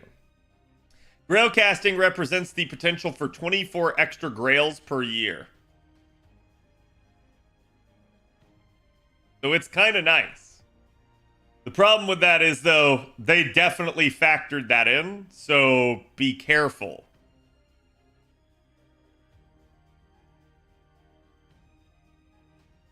I feel like Grail casting is far, far in my future. Actually, you're already working towards it right now. Because you get coins from rolling. When is the Nobu Avenger banner supposed to drop? I don't think it's till week 2.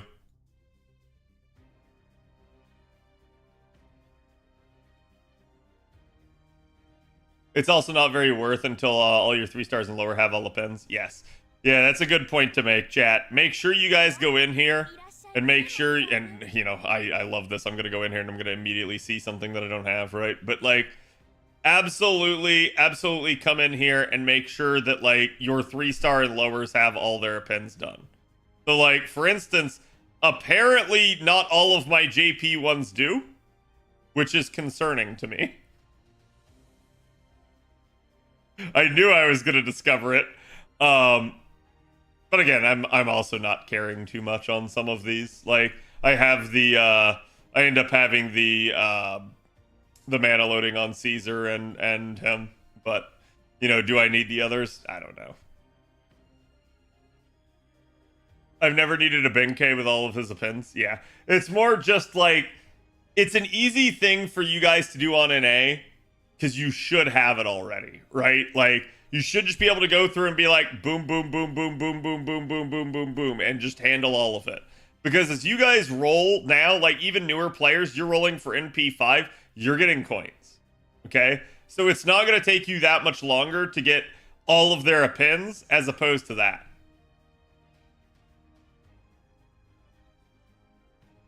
Do I need all the pins though?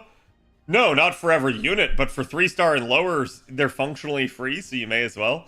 I think this really becomes a tragedy of the commons type situation where it's like, those who don't have a lot of FP, it's, yeah, like I could see a scenario in which you maybe don't want to unlock it because that might mean more grails. But also at the same time, you have so little FP, you're not getting many grails from grail casting anyways. So I don't really know how to advise you on that, right? Because it's like, it's just a tough choice you're going to have to make. Like, whereas, chat, my NA account doesn't care. It's swimming in coins.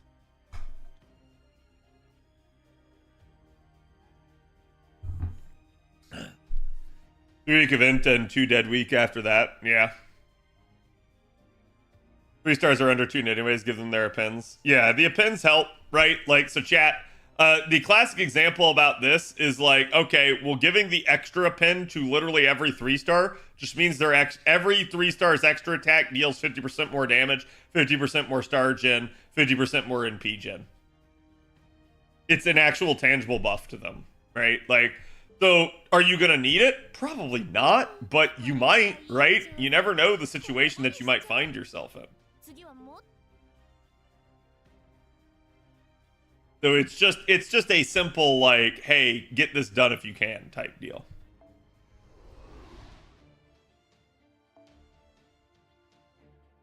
And then I'm going to end up actually burning my my command codes. This could also be a thing that can happen. Sadly, same deal with this. There's not a lot you can do about it.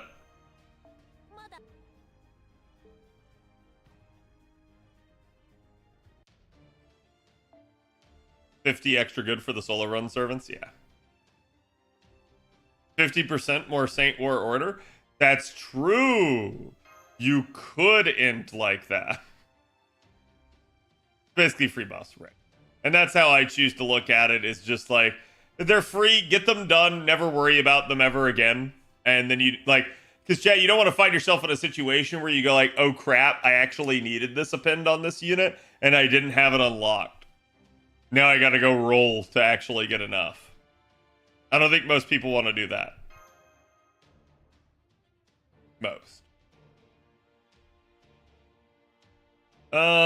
You know what? Screw it, give me Czar.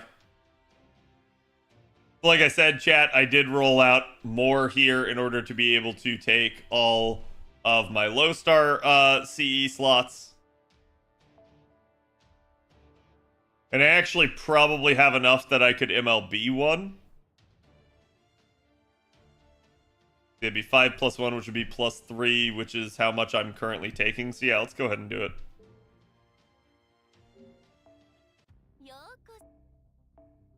Especially as I'm going to be rolling more. Oh, whoops.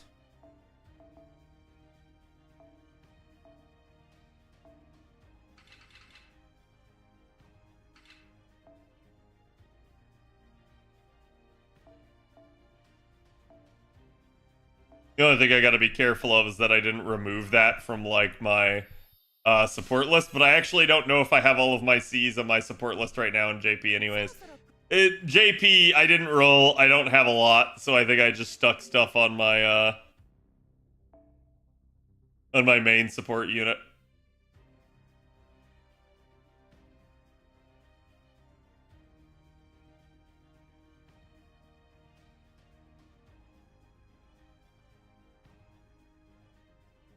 Yep. I'm good with that. Dumb question, but what's your favorite unit of each star? What, like, what's my favorite 1 star? What's my favorite 2 star? Well, my favorite 5 star is going to be Lartorio. My favorite 4 star is going to be Lulter.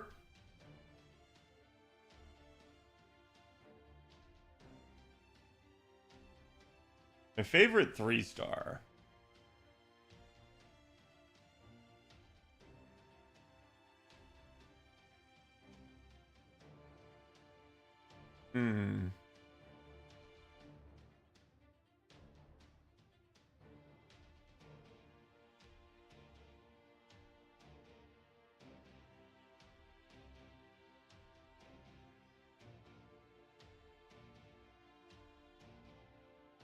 I'm just thinking.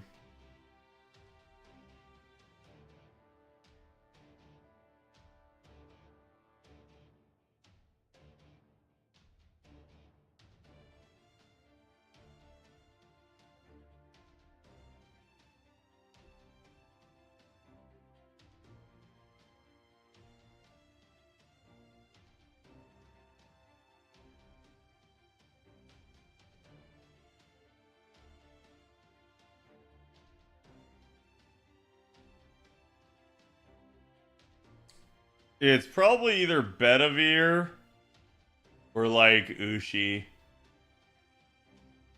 We'll go with Bedivere. Stick with the Knights of the Round theme. 2 star. God, that narrows the list down quite a bit.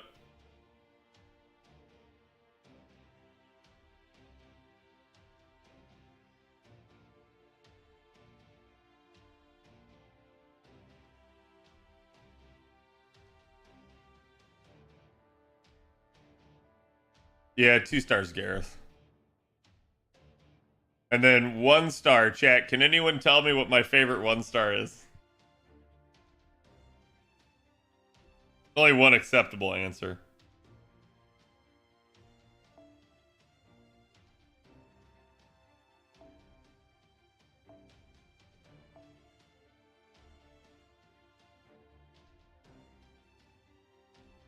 Not Lily? Yeah, it can't be Lily. No, it's definitely my boy Arash. Definitely.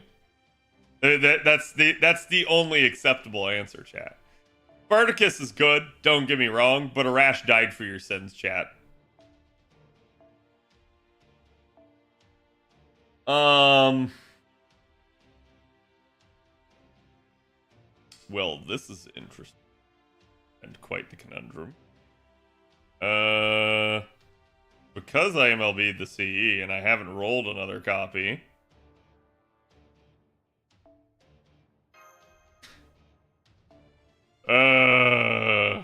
Game always blue balls me, I swear.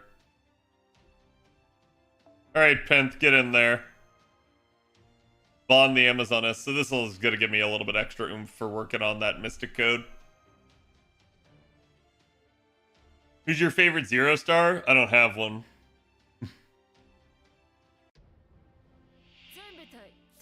That smug-ass Mellow Ruler? Yeah, that smug-ass Mellow Ruler just got the heck out of the party, though. Okay, so let's do it like that. That's the maximum arts gain Brave Chain for Mighty Chains. Again, if you guys are confused by that, go watch my Mighty Chain video. It explains it. Perfect, he hit her, so he activated my trap card, which means it's now a 4-turn.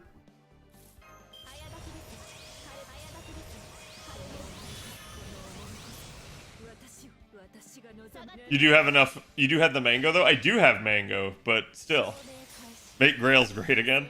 I mean, I don't have an issue with the Grail casting system. It's just, like, the only way to get more coins is by rolling out your FP. And FP rolling is atrocious. And they can sit there and say, well, that's not the intended design of the system. Cool. That's not going to stop your players from doing it. No matter what the devs say, the players will still do it because it's the only way that they can get more out of the system. So it's the devs' fault, not the players. This is an interesting concept that I see a lot of the time basically in game design, that developers release their content and they're never quite sure how players are going to react to it. And then inevitably the players do something the devs don't expect. And the tendency for devs is to try and blame the players for it, when the reality is they either should have seen it coming or they simply should have said, hey, yeah, why didn't we think of that? Well, oh well, I guess we're going to change it.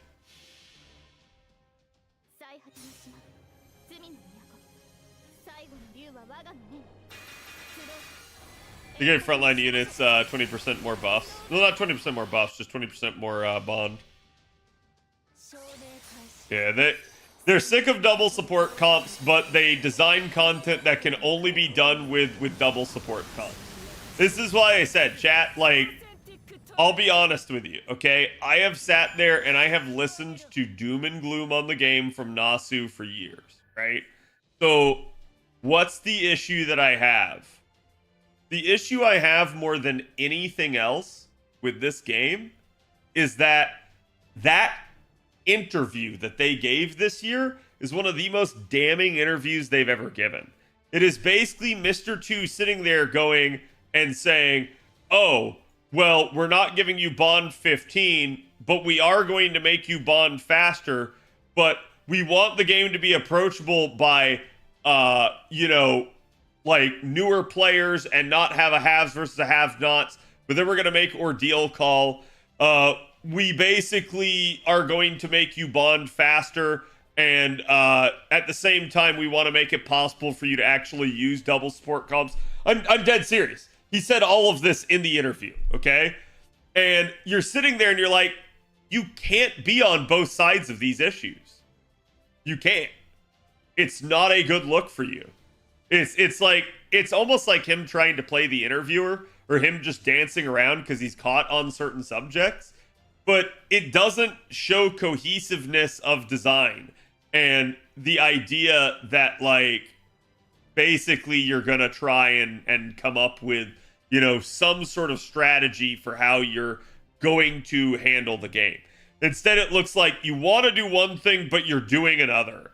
You want to do one thing, but you're doing another. You want to do one thing, but you're doing another. Right? Like, that's all it ends up playing out to be.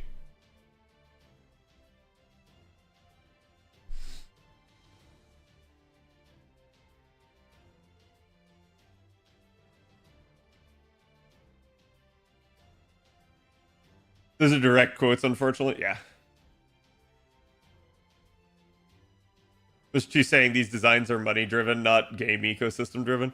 I mean, he didn't say anything like that, but it's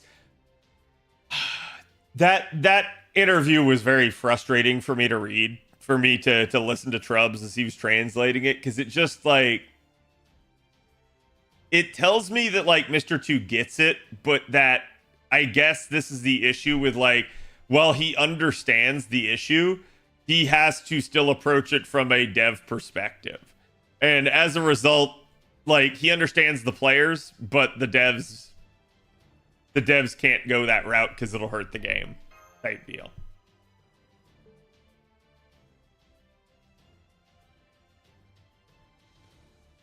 The devs are working on it. We'll see the results of in-game someday, maybe.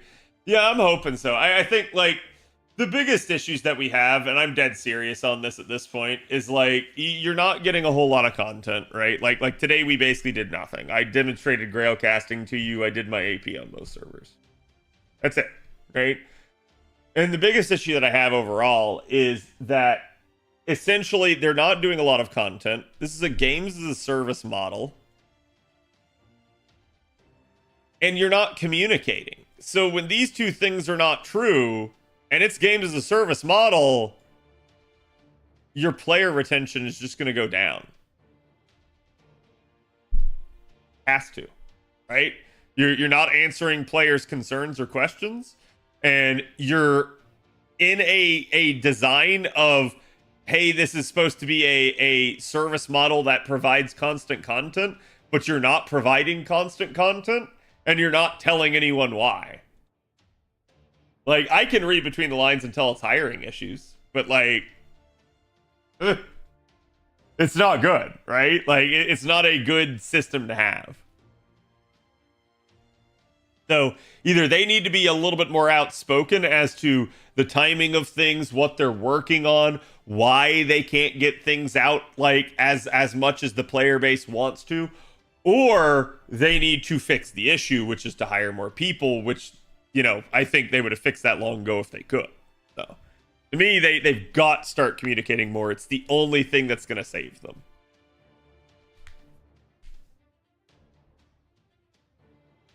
Bond Prestige would be better than Bond 20. Yeah. And I've talked about this before too, that I don't know why they don't do like, okay, you're at Bond 15. Well, now you get the MASH gimmick where any Bond points you gain. So let's say you gained 1,000 Bond points, are instead evenly divided as best they can be to the remaining party members. That's it. Like, so you don't get it. It just overflows to your other players, your other characters rather. Solves the need to have more Bond Grails. Solves the need to still be able to play your unit, even though it's max capped on Bond, without it feeling like it's inefficient. The problem with this is I think they want you to cap out on your Bond. They want you to finish a unit, and they want you to move on to the next one. The issue that they have, and this is why I say that is stupid of them, this is a waifu collector game. That is contrary to design. That is to say, yes, while you want players to collect more, having them never able to use their favorites is a recipe for disaster. It's not going to make people want to play the game, right? They're just going to go on to the next game and grab another favorite in another game. So they have to incentivize pulling new units. I mean, they do that. That's what power creep is, okay? Power creep is each unit is better than the last. And so eventually your old units no longer keep up. Power creep itself is not an issue if you can basically keep the rest of the stuff buffed and up to date with the power creep units. And I'm not going to say that like everything has to be like let's say you get a new saber today. Not every saber has to be exactly on par with that saber. But the problem is when the other saber is like way down here, not even remotely close, then you end up having issues. Because then nobody rolls for that other saber. So power creep in and of itself is only an issue if you let it be. And sadly, they have begun to let it be.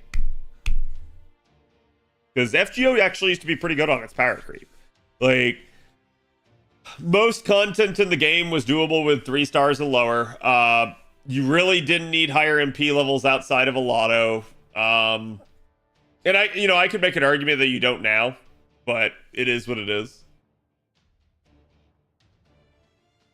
That breaks downstream, yeah.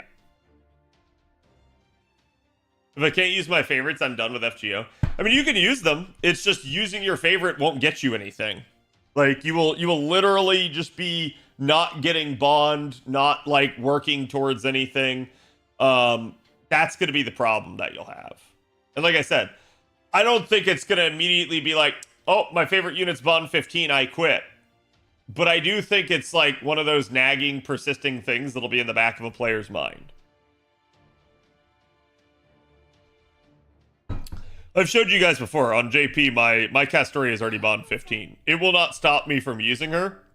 However, I will find ways to not use her if I can.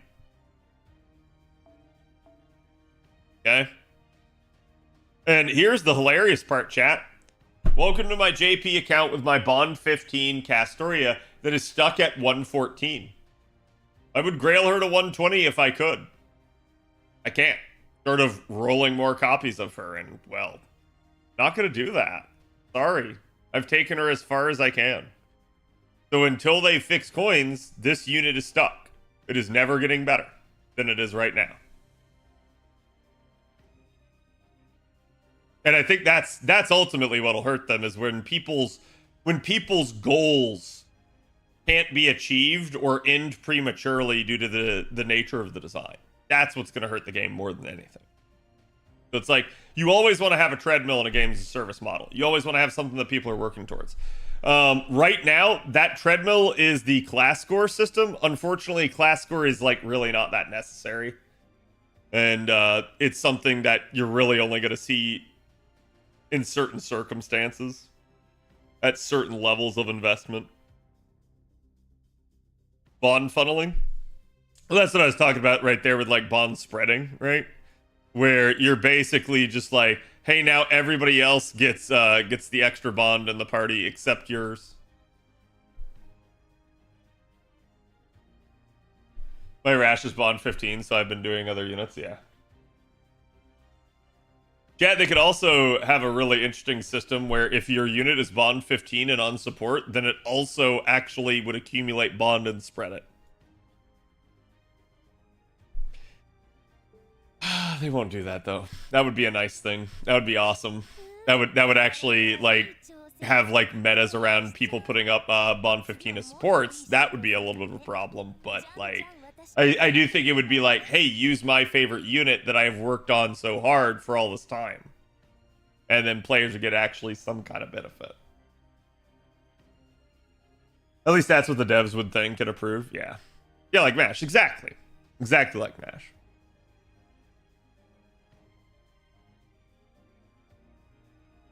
If you ever earned an AMAX on JP, a player would pull more copies on this Castoria, which is what they want. No, not every player will. Like, I know what you're saying. They want players to roll more. The problem that they're going to encounter is less and less players will do that over time. It's a bad system, and players know it. And the common sense logic is don't do it, right? Because, well, yeah, you can max out Europeans. Well, yeah, you can max out the Grail, the Grail levels of the unit. It's not really worth the money. Like, you don't get such an exponential increase for doing it that it justifies the cost.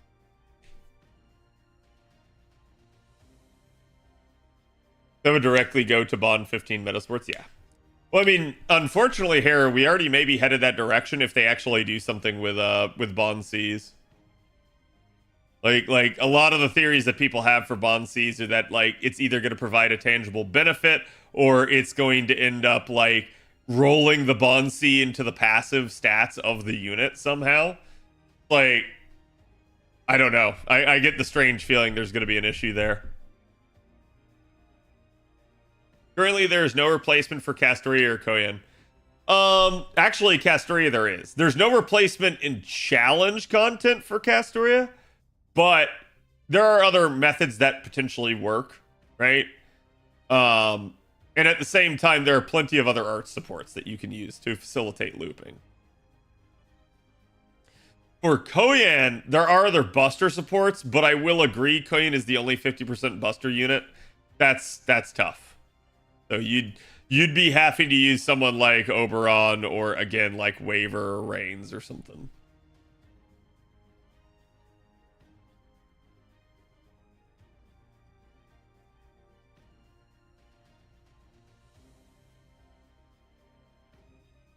This is exactly the point I wanted to get down to as well. The logic breaks downstream. It's short-sighted. Right, and that's what I've talked about is one of the reasons I'm very pessimistic on the devs. Oh. Whoops. Hold on, chat. I just closed my dashboard. One of the things that I've talked about as well is like why I'm pessimistic is because the devs appear to be making short-term gains decisions instead of long-term games. Like, they should be investing in the future. They already have one of the most profitable IPs ever. They already have, like, the second most profitable gacha game in the history of gacha games. And what are they doing with it? Well, I guess they're funding anime projects. I guess they're funding some video games. But at the end of the day, it's like you should either at this point be investing towards FGO2 or in bettering FGO itself and making it like last further into the future. Okay, you know, one of the interesting things for me about playing League, right? And I'm not gonna try to bore you guys with League talk, but the interesting thing to me about League is that League is still going, still. And let me see here. League of Legends started in 2009. Okay, chat. The League is coming on 15 years. And FGO is trying to reach like year 9, basically, okay? How is League still a dominant force in what it is? How has it managed to stave off all of its competition? How has it managed to secure its market and still keep going? Well, it's easy from when I look at it. It has a couple of things. One, it takes you a long time to collect everything. Two, it is monetized via skins, which are very much pay as you desire, rather than, you know, a subscription model or something that you have to pay. Three is the fact that it is still currently being balanced and developed. To this day, regularly, they have a patch, I think, every 2 weeks, which is wild for a like 14-year game. Chat, doesn't that sound great? Wouldn't you like a patch every 2 weeks in FGO? So, to me, while League is popular and huge because it's a MOBA, the reason it is super popular and managed to maintain a good position is because it is very well maintained. I'm not going to say it doesn't have its issues. It does. I'm not going to make it sound like it's a perfect game by any means. But the devs are still going hard in the paint for it. They're still 100% trying to develop it more, trying to make it better, trying to improve it. Okay?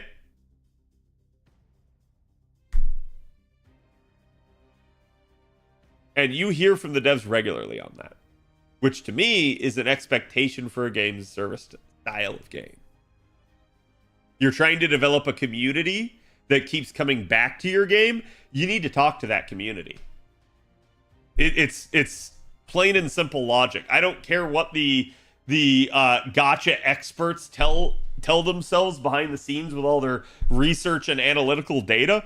It is an inevitability that you will have egg on your face and have drama if you don't talk to your community. You might get less, but you will inevitably get some by not doing anything.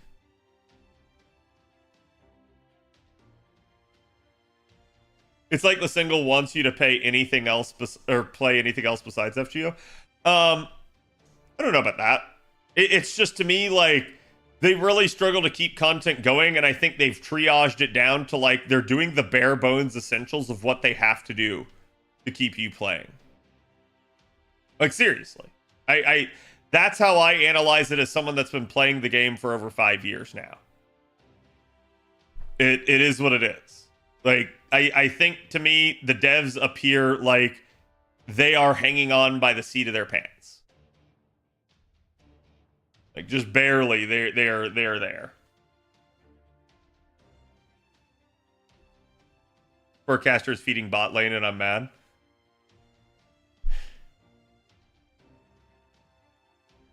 Being competent is not part of FGO dev requirement. Honestly, and I'm dead serious about this, because I feel like, you know, we give the devs a lot of crap. We're very critical of the devs, but chat, there was a time period where I used to think these devs basically walked on water.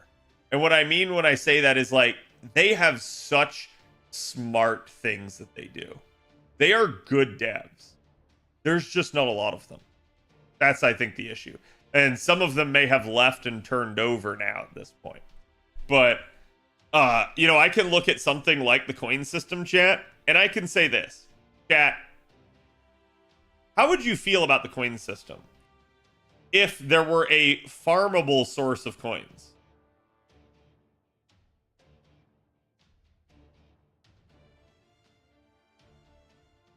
All of a sudden, that system actually looks pretty genius. It's a system they developed in the 6th year of a games as a service game that gave everybody in the game, you know, 4 new treadmills. That's like nigh unheard of. Sort of like, hey, we did an expansion to our, like, you know, like Destiny or something like that, right? Like, they straight up gave you a new system that was so intelligently designed that it would have breathed life into every single player of the game. The only issue holding this system back is that the coins are restricted and cannot be worked towards, really, because you have a finite amount you can get from Bond. So that's kind of the problem with the system. The devs know this. That's by design, because that system is genius. Other than that,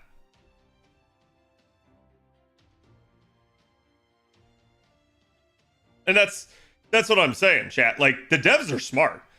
I have the utmost praise for some of the systems they've put in this game, but it really just, like, all of our problems seem to stem from they don't have enough time and enough manpower to do it. Or they, you know, lack the desire. Like, in the coin case, the theory is that they either don't have the manpower or the time, or that they're doing it on purpose for more money. And we're not sure which it is, right? Like, it could be either of these. Could be both.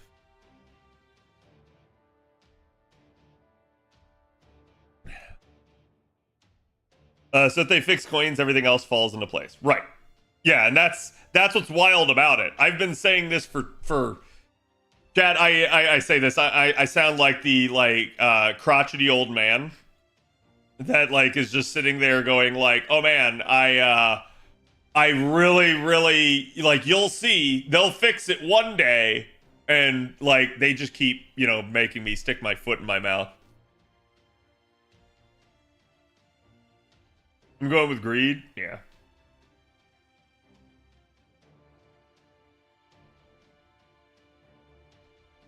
Otherwise, why run as many banners every year? Actually, there is a reason for that. So, chat, how many of you guys liked waiting 4 years for Squirtoria? How many of you guys liked waiting 3.5 years for Arjuna Altar? That's why they're running more banners. Everyone hated this. They got flamed over this.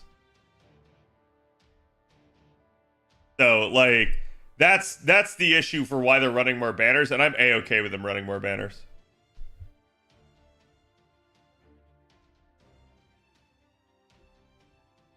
They will fix coins one day. They will fix facing one day.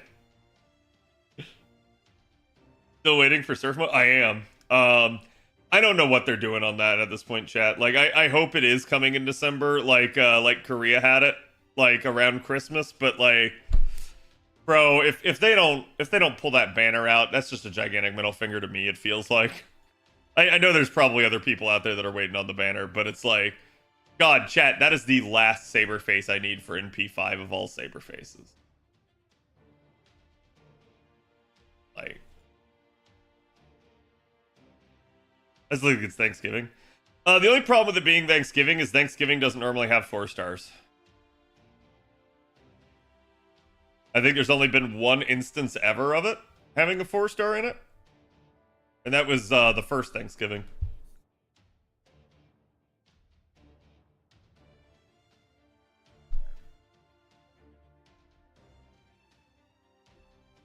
Mine's been MP4 for too long, yeah. More banners does equal more money. It does. It, like, and that was the point that I made, chat. Like, it's actually, like, just pants on head stupid that the developers did not give Arjuna Alter a banner for 3.5 years. Like, all you did was lose money. Smart money, okay, smart money was making Arjuna Alter disappear. Until the month before LB6. Then you throw Arjuna Alter on a banner. Then you drop Morgan Le Fay and make everyone go, right? Like, But that's exactly how you do that if you want to make money. So it's like, to me, they just missed money on their own. Like, I don't know that their scheduling is that good. You think we get another Destiny GSSR again around New Year's? I don't know. Like, maybe. What's wild to me is, like, I saw a lot of negativity about the Destiny GSSR, and I'm like, okay. Like, how are you upset at what you got in the Destiny GSSR? You chose the units. Like, you can't blame anyone but yourself. It's like saying, like, fuck, I hate myself.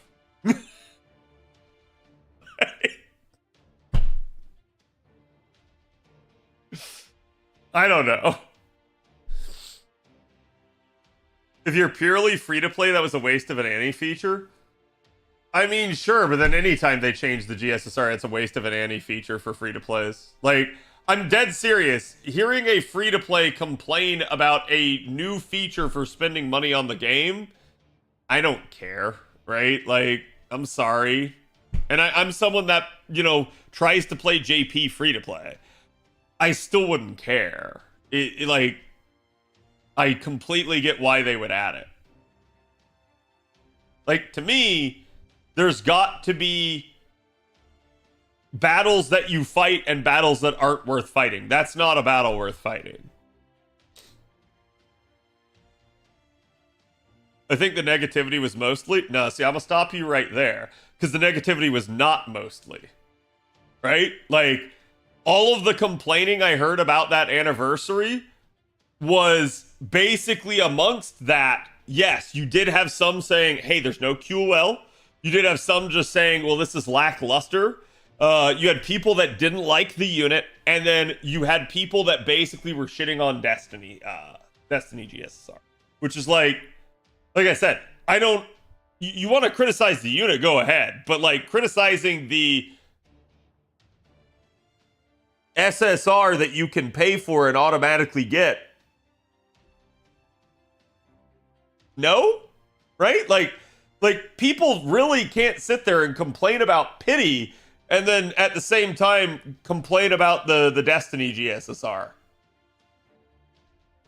I'm sorry. It's like they're two peas in a pod at that point. They're giving you other ways to secure getting an SSR. Yeah, like I get people being upset over not having QOL. It's just that, like, yeah, there's definitely a lot of, like, weird negativity in the game at times. The main issue last Annie was none of the core issues in game were addressed. Yeah, like if you're gonna say that it was coming from a standpoint of, like, why didn't they fix coins? I completely agree, right? Like, that is, to me, not a quality of life issue, though. That is a, like, holy shit, your system sucks issue. Quality of life is like, hey, you fix the way FP is rolled out.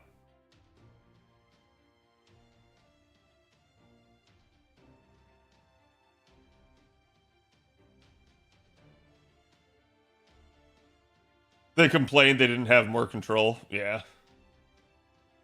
I mean, they complained they didn't have more control. You literally picked a unit for every class. So, I'm gonna be real with you, chat. Okay?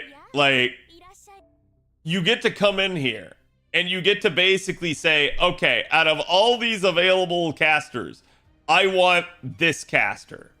Oh, okay, well now out of all of these available, like, writers, I want this writer.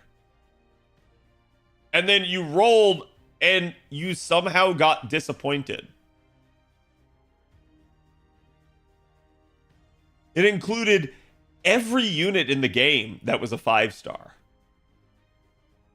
So you had the choice. If you got something you didn't want, at the end of the day, it just tells me that all you really cared about was one unit, and you didn't get that one unit. And then you took to bitching. That's your own fault. Except Draco, yeah. That one, that is a legitimate complaint. There was no reason not to put Draco in there. But other than greed, right?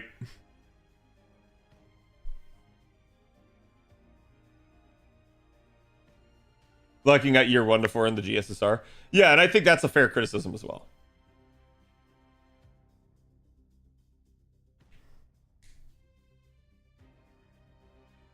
But I also think, chat, that they're trying to keep the list of available units that you can roll small because that helps you, right? If they include year 1 to 4 units, it's just bloating every single year, getting bigger and bigger. I never bitch. How are you bitching in this channel all the time? What do you mean? Everyone here bitches, yeah. But no, I don't know, right? Like, it is what it is. Not if your waifu is a year 1 to 4 unit. What do you mean? That doesn't go against anything I said. Like, I'm agreeing with you guys. They should have kept years 1 through 4 in. I'm just saying what the devs are trying to do is they are trying to keep the list smaller. Like, I predicted that they would probably do something like this. Because we've seen it for a while. If you guys actually look at the anniversary banners, the anniversary banners used to include all of Singularity 1, then all of Epic of Remnant, and then, like, now it includes only Part 2. Like all these others are gone, right? So that's all that's ever on Raid Up at Anniversary. And it's because, like, they're just trying to keep the amount of banners down.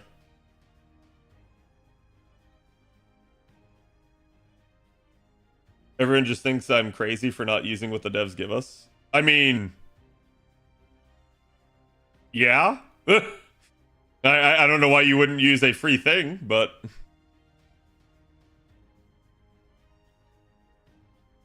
I see you, you're bitching and I raise you my moaning. Okay. Well, chat, let's not bitch and moan too much. Let's instead switch gears, because I want to show you guys this interesting indie game that I got the other day. Wait, did that actually switch? I think it did. Yeah, there we go. Okay. What I was doing. Anyways, this game is called The Bloodline. I've only played it for like 4 hours, but it is a very intriguing game. Okay, so we're gonna go ahead and play it, and I'm gonna show you guys what it's about.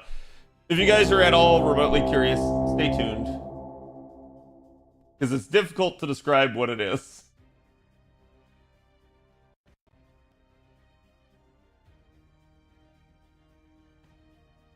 Okay.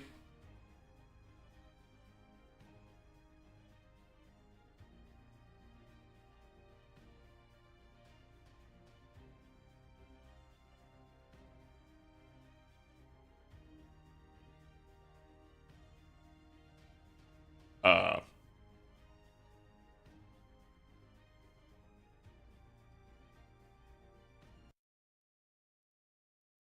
uh,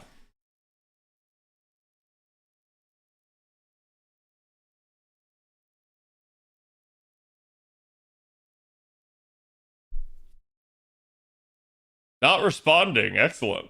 Give me 1 second.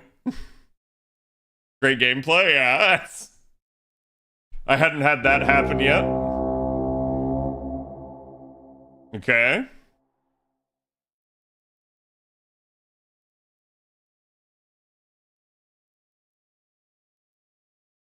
Bro, what the heck? I already see it not responding on the side. Okay. Okay.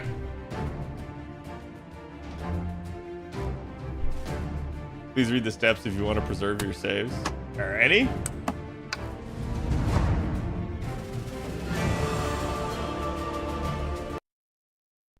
Do I think it'll load? I don't know if there was an update. Anyways, chat. Imagine it a little bit like RuneScape in terms of its aesthetic. Okay? So you can see.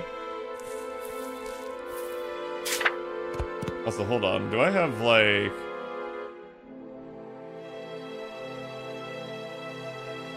Do I have motion blur on?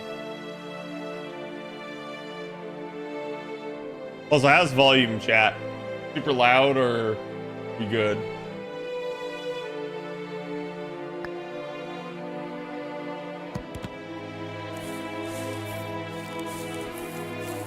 It gets a little stuttery at times. I don't know what this is.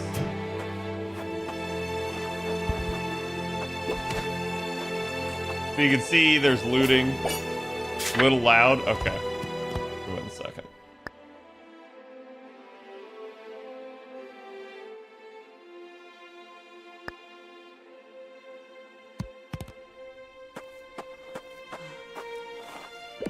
Should be more doable.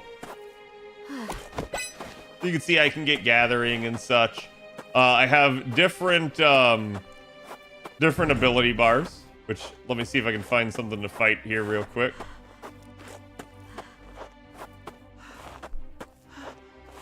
So frame rate limit is not a thing here. You can set it uncapped. I set mine to like 120 just so it wouldn't cause me issues. I don't have enough to grab that. Okay, but I think I can get this. Oh, whoops. I'm bad at this. I'm sorry, chat.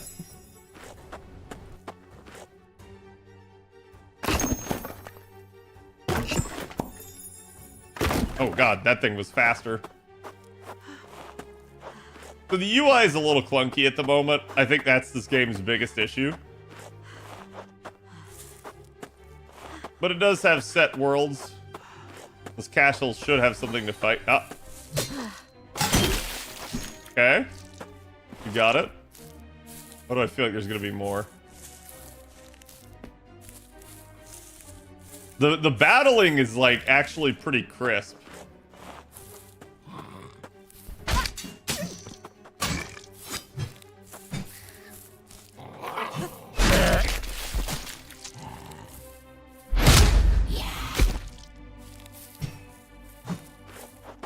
See, chat?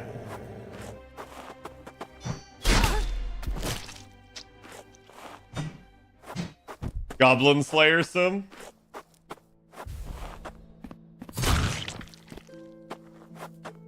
I actually came in here before.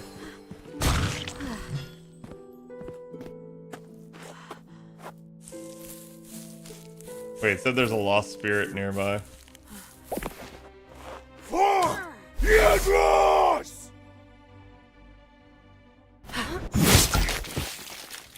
Also jump attack. There we go. Ah, there it is. Oh my god! Taste magic. There we go. Okay, so I use my Divine Fervor here. That makes the, or not Divine Fervor, whatever the hell the spell is called. It gives Divine Favor. But it basically ends up, like, cleansing the spirit.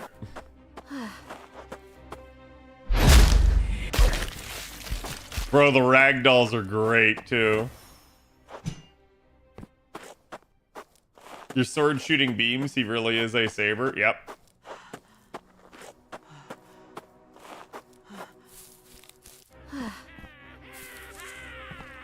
What's that?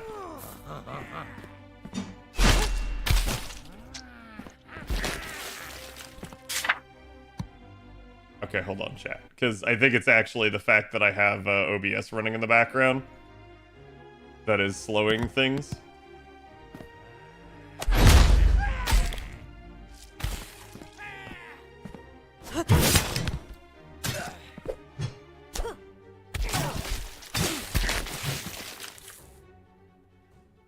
Okay, are we good?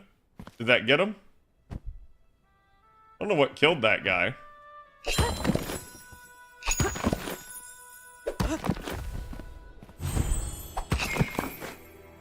Divine Flavor win? Well, that's only in Flavor Town. We haven't gotten there yet. Oh, is this gonna be gold or something? Ah, it's a chest. The chat, one, there doesn't appear to be an inventory limit, because I have a ton, okay? And two, there are some like really detailed like trees here. So you can see you can basically choose any weapon type you want, and it's gonna end up having different skills. You also have guns, bows. Looks like they haven't put it in yet, but mana blasters and crossbows. There is magic, pyromancy, arcane, electromancy, geomancy, necromancy, cryptomancy, druidism, and blood magic are what's in the game, but there's also going to be corruption, thaumaturgy, vampirism, and aeromancy. Is this just a single player game? Yeah. And so far, the tech only has utility gadgets, which has a hip lantern that I absolutely already got, because it can get pretty dark at night.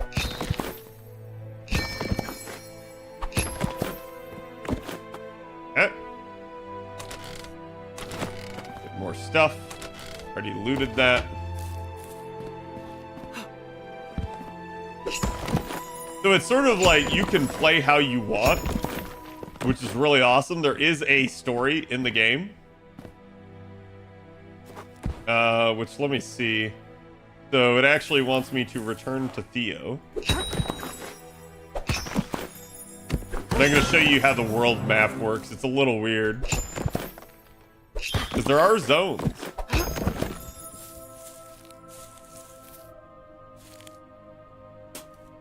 Fancy Mancy? Yeah, cryptomancy. Oh, God. Yeah, it's the art of scamming.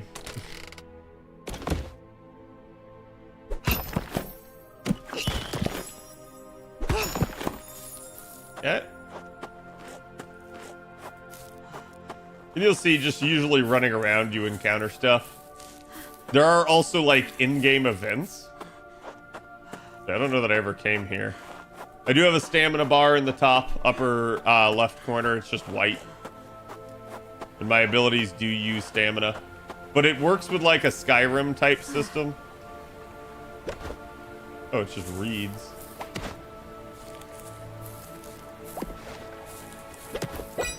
There is also fishing, but I could just say the fishing works similar to other systems. The reason I'm not going to do it is every time I have fished, it actually breaks my game and I can't press E on anything. It's just apparently a known bug at the moment. I could be an archer? Yes, you could be an archer. I have not tried it out yet, though. Oh. 2 armor? Well. Is that more than this? No. It is not. Dude, how many things are they gonna bury here? I like it, full 2-hand sword build. I've definitely gotten some magic. In fact, I may show that off to you guys here. I do get experience for doing everything, though. It is very much Skyrim-esque in that sense. You will get experience no matter what you do. So you guys can see it's getting kind of dark. So I can pop my lantern, turn that on. Oh, I was gonna say, the heck is that?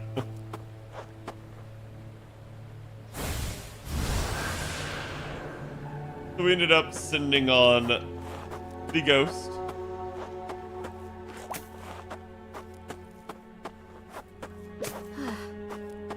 Oh, I haven't even shown chat the best feature of the game yet.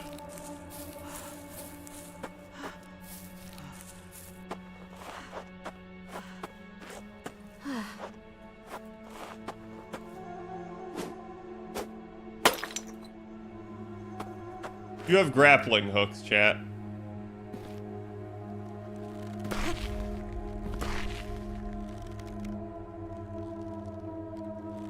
And as you guys can see, I am swinging from it.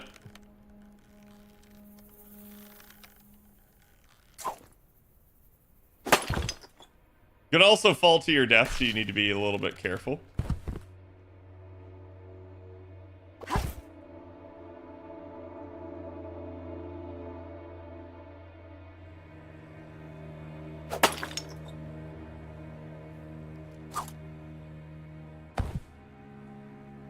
Oh. What?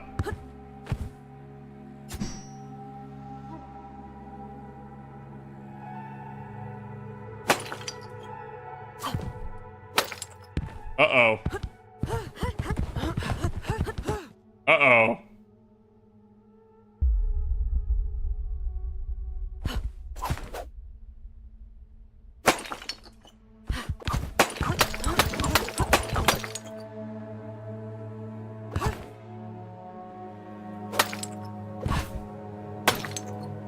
Oh, thank God. Okay. That, like, I had never been caught in a tree, so we're... I don't know, I can't save. It does kind of, like, save automatically, thankfully. And also, accursedly. I'm surprised there's, like, nothing in here, though.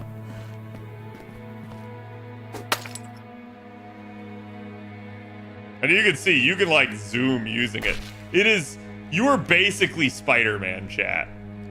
The grappling hook is the most OP thing in the game.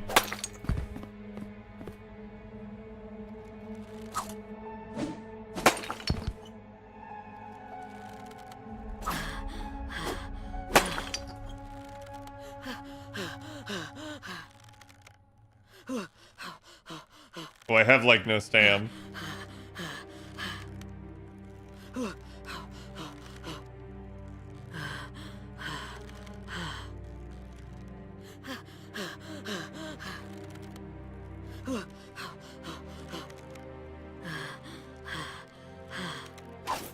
No! Okay. Well, now I can gain my stamina back at least. That's probably just gonna be easier to climb up from out here. Yep. Usually how it works. I have no idea what these things are. Like, if this is like some sort of divine favor spot or something. Doesn't look like it.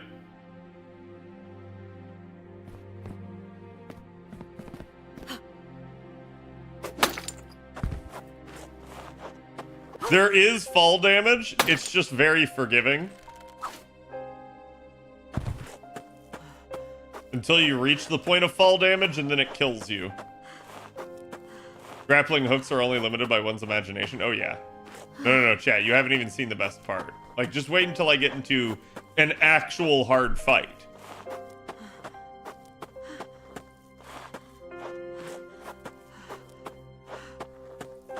Game's skybox is legit beautiful, though.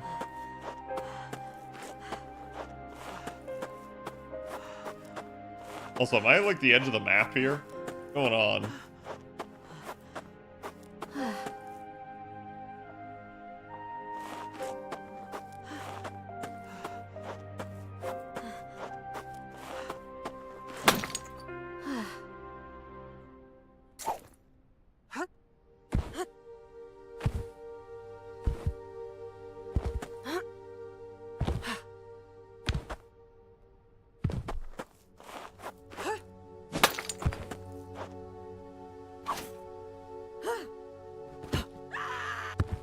Okay, so you could hear I fell far enough that it was like, wait, you're actually falling. So I basically left the area. And now we're in the overworld. The overworld is quite interesting. As you can see, it is an actual simulation of the map, but time passes faster in the overworld.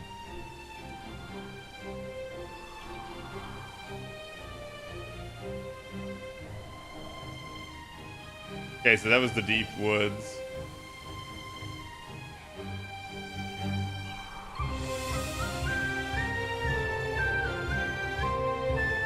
Occasionally you'll see something pop up where, like, I can harvest trees or something. Yes, I can leave the road.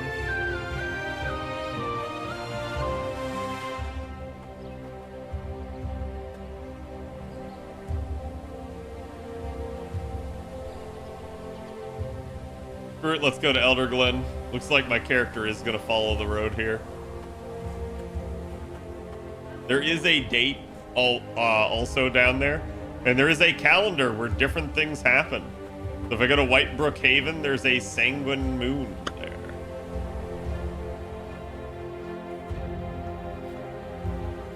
And now we can enter Elder Glen. I have not been here yet, so I have no idea what to expect. Looks like it's a fairly big city.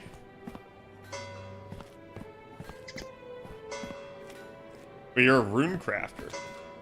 Give me an ale and a turkey leg and I'll be a happy man. Oh, we found Hera. I should go pick up some eggs from the market. I should go pick up some eggs from the market.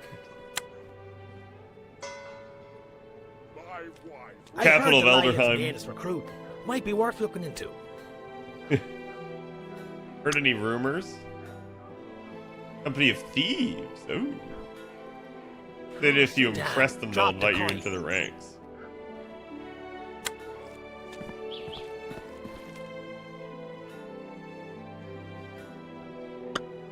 Okay, she's not voiced.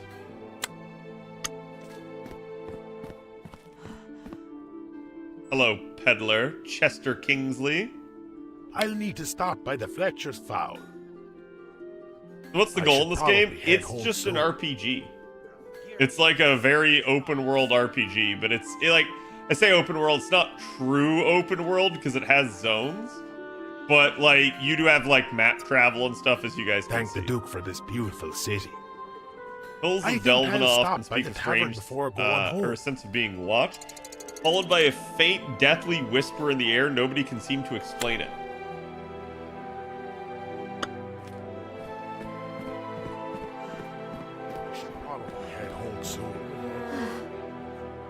I'm interested in taming you.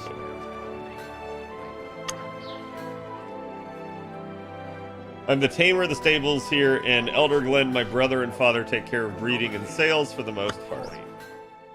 Most of our horses are bred in various villages across Elderheim. However, some animals are better off being caught in the wild than being bred in a stable. Say you're looking for a Lawnland mountain ram, chances are that the local stable won't have one ready and waiting. With taming, you can get one yourself, so long as you have the know-how and the equipment ready. I hope there's a sale at the Salty Trout today.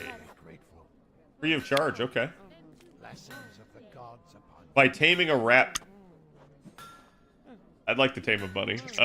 Beautiful day. Rabbit bait and a small animal trap. I have both of them here, so don't worry about buying them yourself. Most important aspect of taming, information. Your target is a rabbit. There are plenty of rabbits wandering about in the lower parts of Glenheim Hills. Head there and see if you can spot a rabbit. Once you've spotted one, don't get too close, it'll run off. Instead, place your small animal trap on the ground and lay out the rabbit bait. With any luck, one of the little fur balls will hop on over to the trap, and the trap will tranquilize them. Oh, how humane! This is where the fun part begins. Approach the rabbit and begin the taming process. Just refer to your journal if you forget. A lot easier than it sounds. Ask for a better city. So you're the breeder. I also like how some of them are just like like they literally don't say anything. Just a bit of stable hand duties. I'm at my wit's end, and then we're glad you pay. Even throwing yesterday's pay 150 gold to be dead. Okay. Cleaning up horse manure. All right, sweet. Yeah, I'll definitely clean up the poop for you. Alright.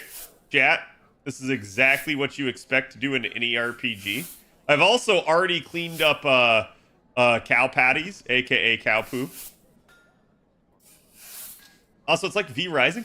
A little bit it feels like that. I think V Rising was more like isometric, right? This is more first person.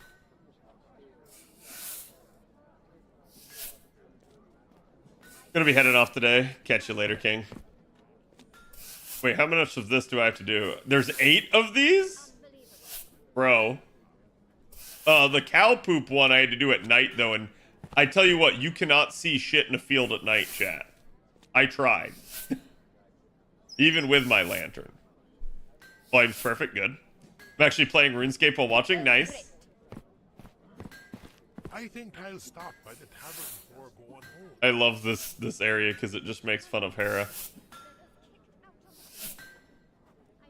I also don't know if there's any sort of like base building or anything. Like, you do kind of have a castle that you start out at, and that castle can be developed.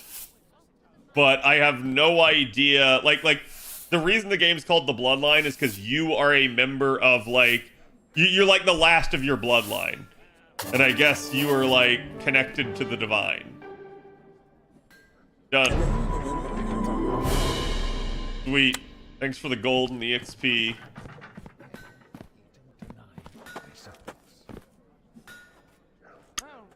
Okay.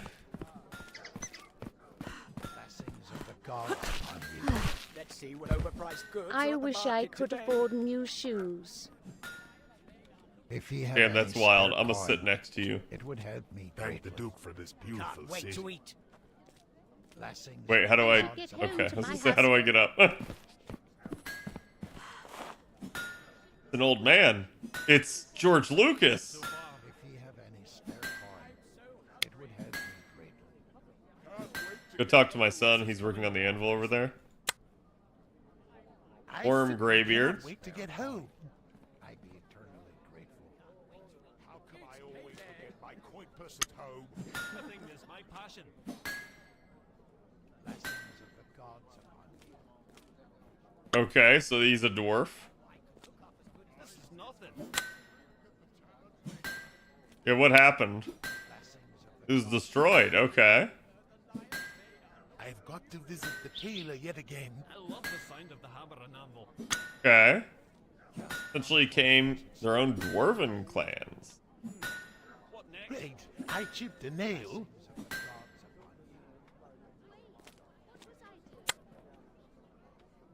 If he have any The lion's mane. Okay, so he was one of the Once smiths. again.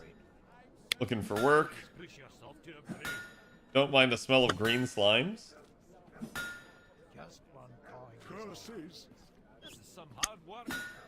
I can smell the delicious. Elderglen apple Woods has stew plenty of from here. green slimes. Really? Because I didn't see any of them. Does this I love Engineering. the sound of the hammer and anvil. What? What? Why do you have to stand on a Smithing is stool? my passion.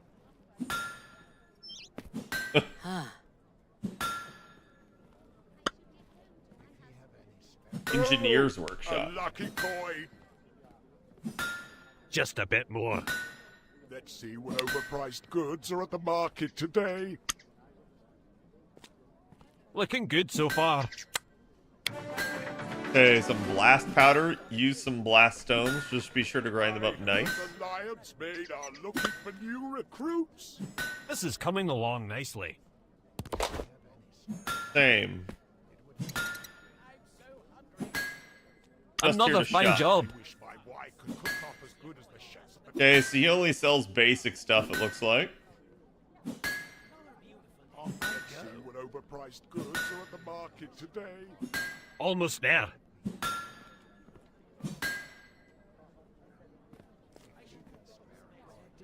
Oh, so I can get a Always musket. push yourself to improve.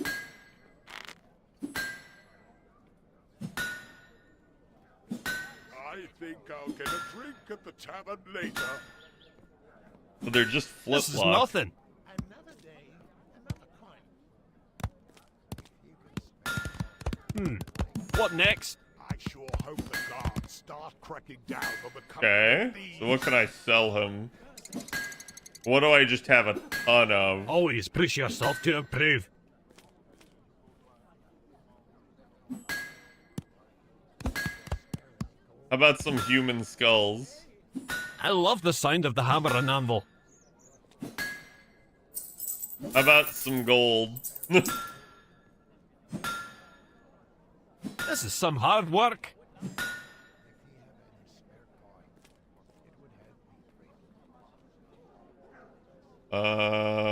This game definitely needs better inventory sorting, but aside from that, Just a bit more. Perhaps the peasants should be moved outside of the city walls. Almost there. okay, so I actually make money off that trade. There are far too many beggars plaguing the streets. Because one thing I haven't looted is a ranged weapon, and I do want to try them Looking out. good so far. I simply cannot wait to get home. This is nothing.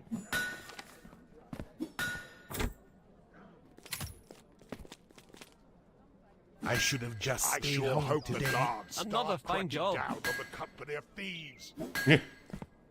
I don't want to try it out in town, though. This city is full of drunks and scoundrels. If he have any spare coin, Interesting. it would help me greatly. Oh, fantastic. Tell me more about your I brother. forgot my coin for His six. Just name is one Gil. coin. Aw, darn it. Gil's Please. causing trouble again. I just spent 100 gold on a hat. One person at home. Okay. Is all right. I don't want to get too deep into the town. Because this area is big. So we're gonna handle these quests like one at a time. Because otherwise it's gonna take forever.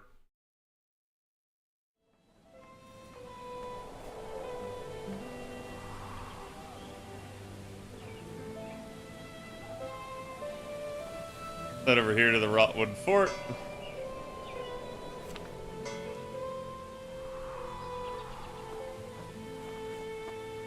Like I said, sometimes you can harvest on the map. Try and see if I can find something to show you guys an example. But I can't. Oh my god, stop.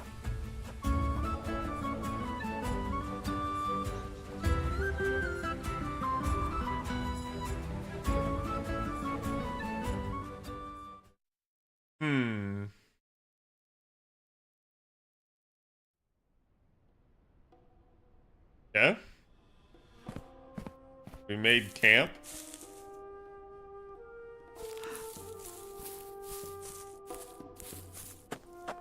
Wait, is this still the same zone? Feels like it.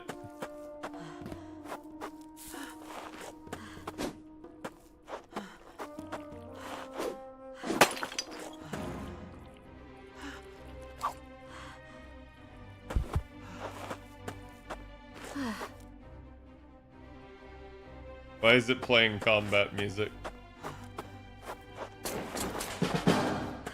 There you go, see my running leveled up.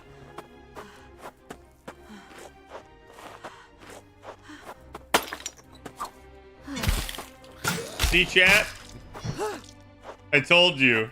Grappling hook OP.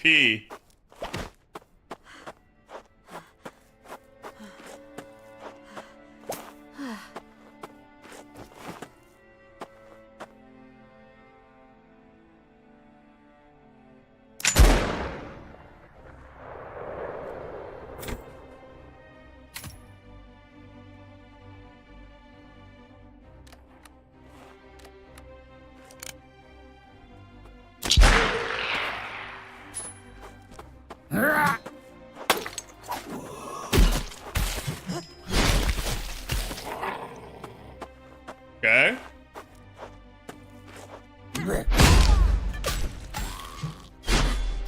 Oh damn, he went flying.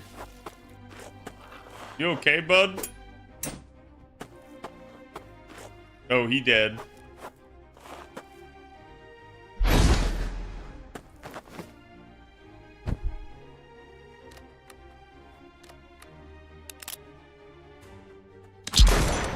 Oh, how'd that miss? Oh, it didn't miss.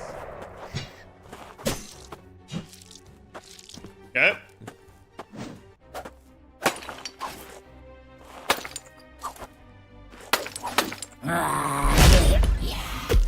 Don't you growl at me.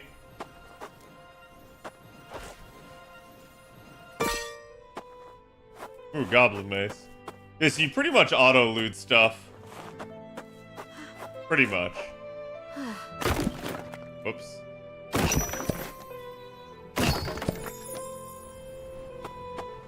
Come over here? Yes.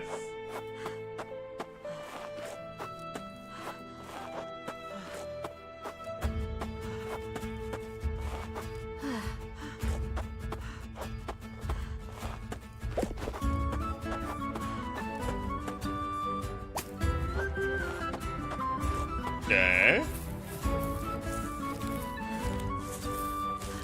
God, the game is really being laggy on me.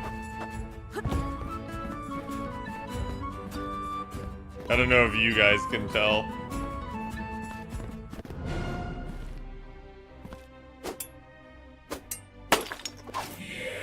Get up here.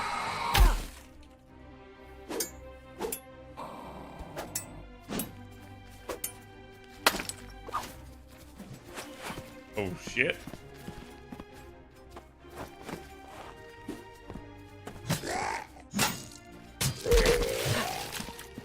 Okay.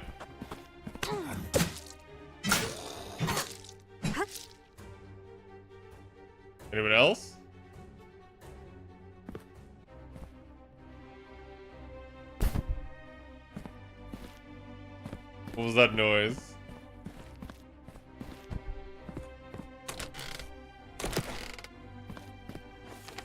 Sometimes you can actually gain skill points from reading, so you stop and you read.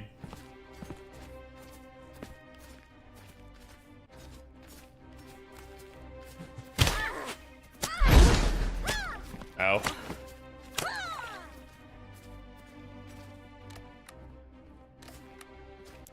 The motherfucker's golem.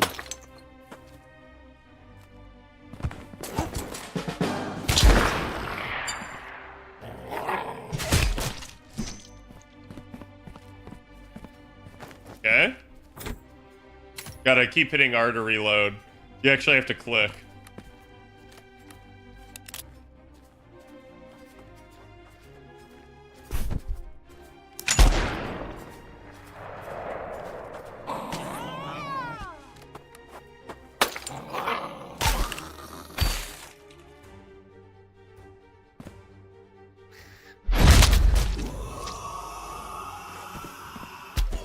Damn.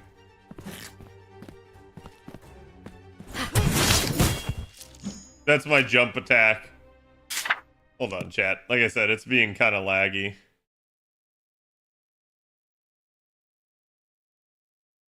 Let me close down what I can.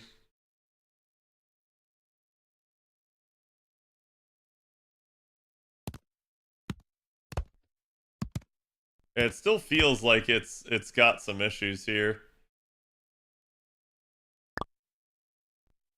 Go back to unlimited frame rate? Maybe that's better?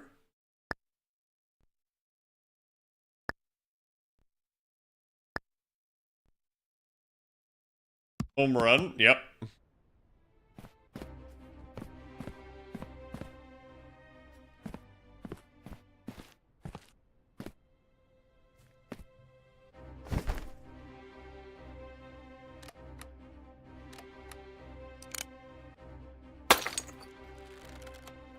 I am attached to a leaf.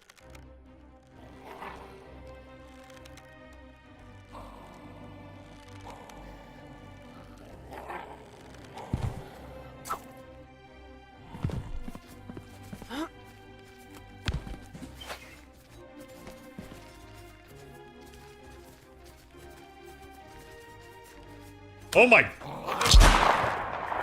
Good lord. Why do you move that much?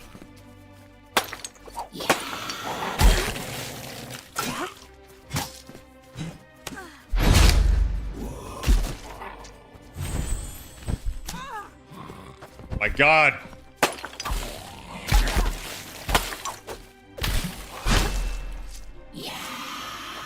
Oh my God, why are there more of you?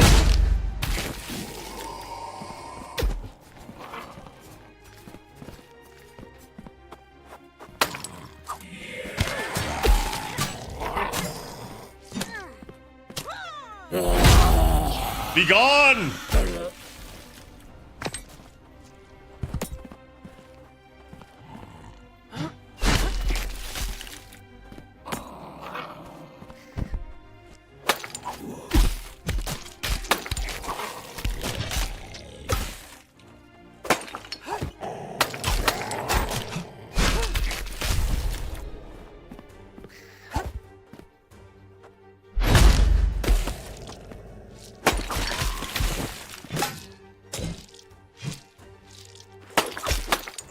Jesus!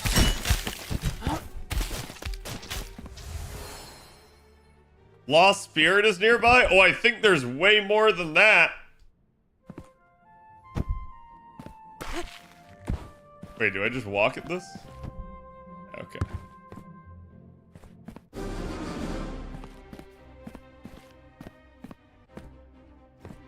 Wait, don't I have a heal?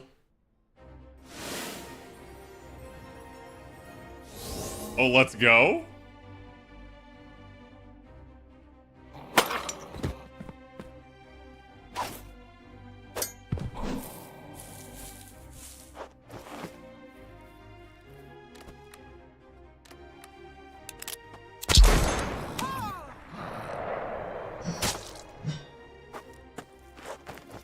Okay. They didn't have enough DACA? Yes. Did that miss?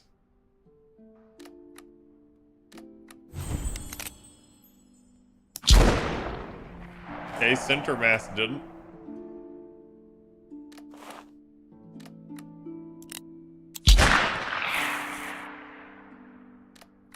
Very pleasing with its sound effects, though. Alright, we smoked them.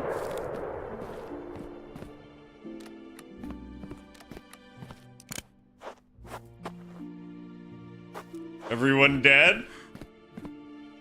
No? Now everyone dead.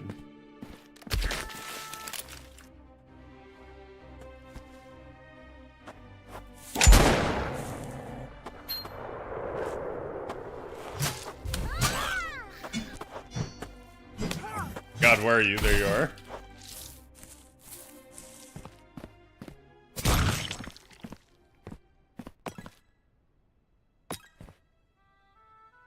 Huh.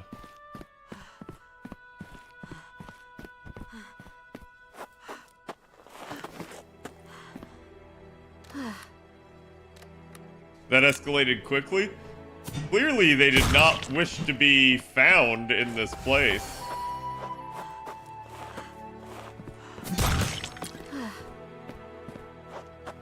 Also, I like the fact that I'm getting skulls. I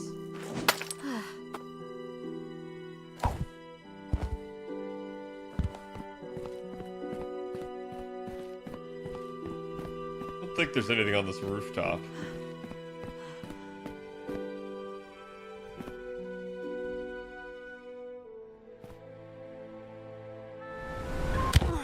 Ow.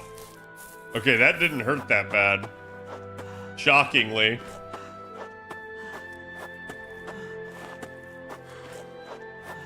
Also, the levels are taking a while now, because I still haven't even leveled up for you guys.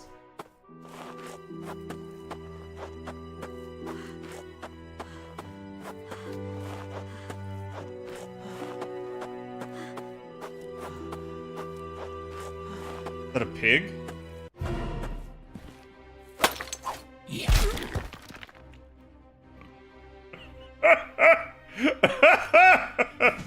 Ow! Hey! No!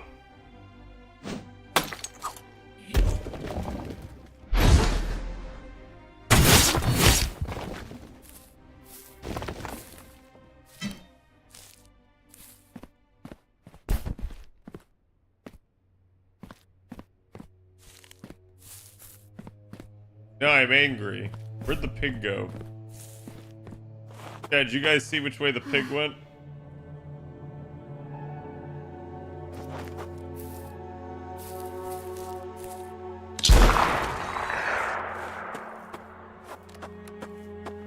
Yo, I got ham? Boar hunting? By boar, I mean pig.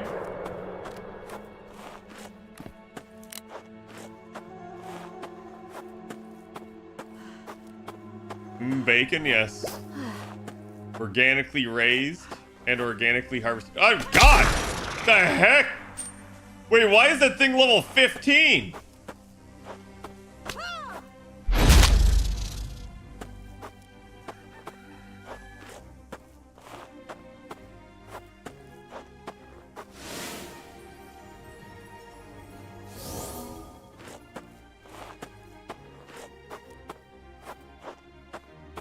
I'm terrified.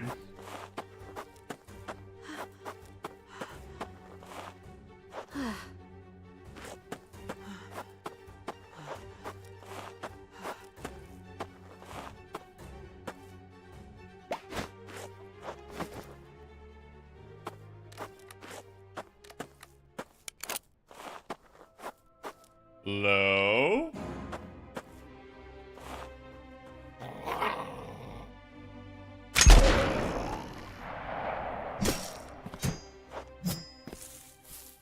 Oh, I guess it just died. Like it tripped on the rock after getting shot and it died.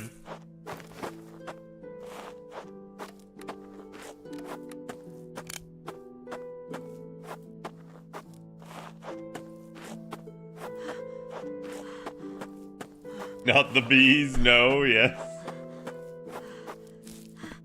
Oh god, what is this?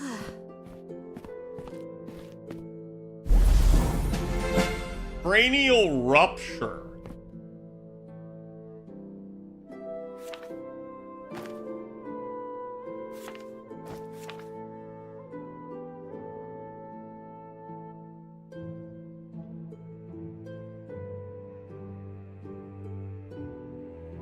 Spell ignites the insides of the target. The magical steam from the fire makes the target's head pop off on death.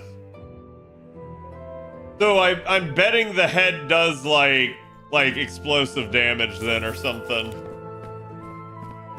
Like I said, there's some really cool abilities in this.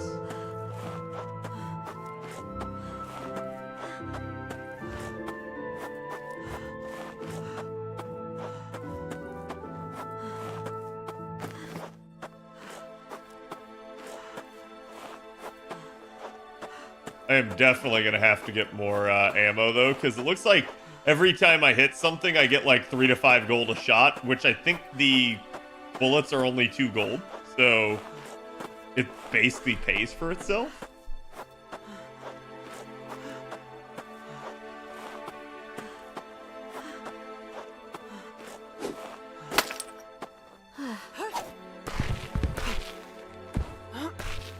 Oh, God.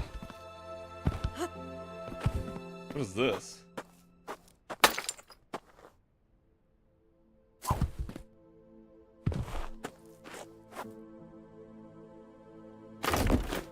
Something about this place resonates with my divine blood. Bro, what?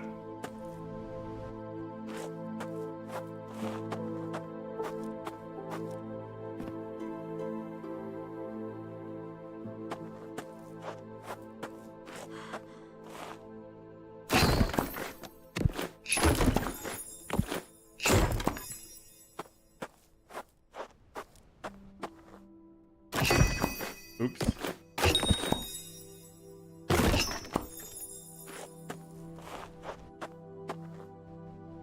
I need a lot of wood, I think, so I'm just hitting these all up.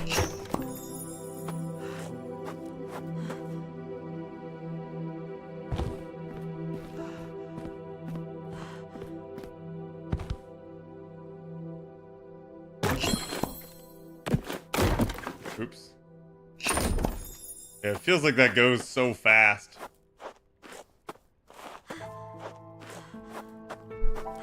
So it's the blessing tree.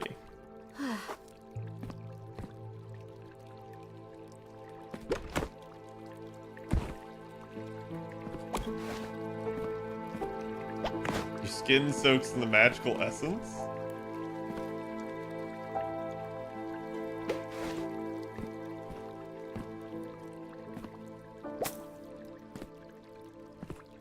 Azure Lover?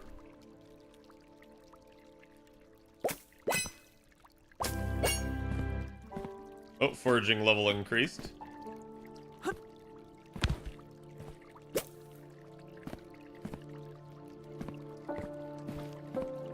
I've not looted this before, so it's why I'm taking all of it, chat. What's weird about it is I can't quite find the point to harvest at.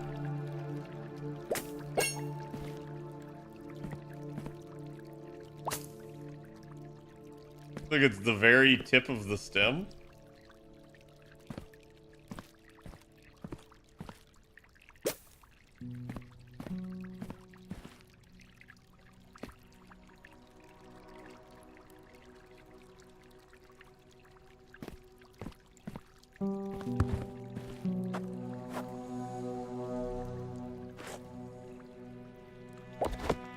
Okay, we found a beetle.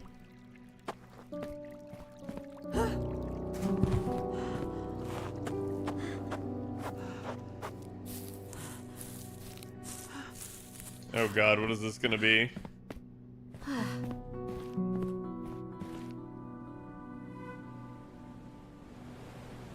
You've already received the gift of the blessing tree. Oh!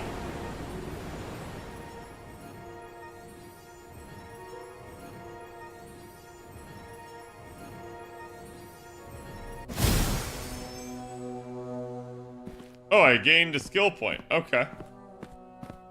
Bro, I was like, the heck is that? Alright, this would be a good time to show chat how the skills work. So, basically, whenever you get a skill point or you level up, you can come in here and you can pick, right? And so, like I said, you can see I've got, like, flintlock weaponry here. So I could do something like focus shot, slowing my movement, fire at the right time to deal significant damage and knock the enemy off their feet. Like, I could turn this into a little bit more of a sniper-type shot. Similarly, let me go look at my magic here. I had been going into arcane magic, which is sort of like arcane / light magic, where I got the self-healing, restorative aura, key beam, holy volley.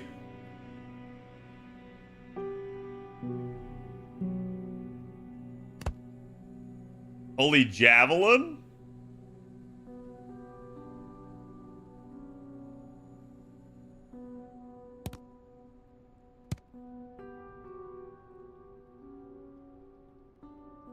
Hitting the orb with any attack turns the incoming damage into projectiles that seek out nearby enemies? Huh. Holy blades rain from the sky at the target area.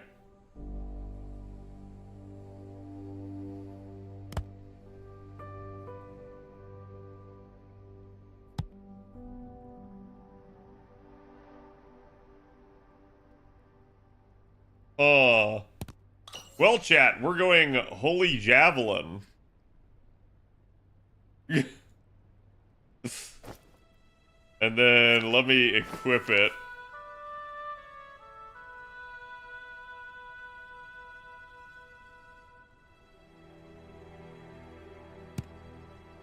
So my only issue at this point is that you only have, like, the 2 rows. They definitely need more buttons. Okay, so let's try this out.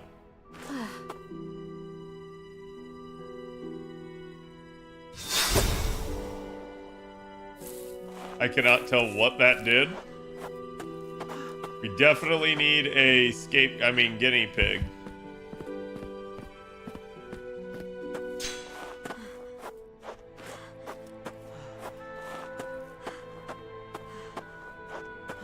Hey, goblins!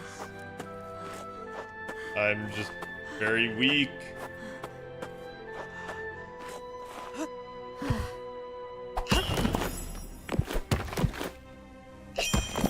Oh god!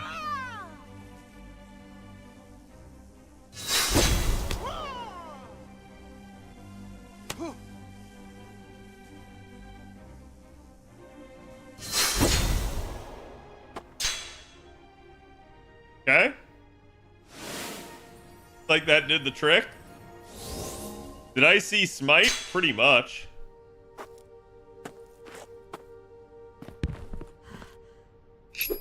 You can see even something that out levels me is no match for me, chat.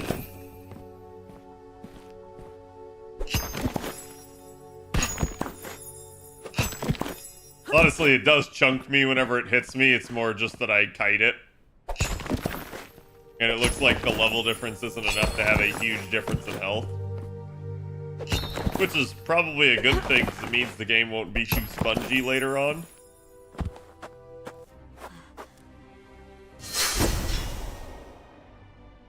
Damn! That crit!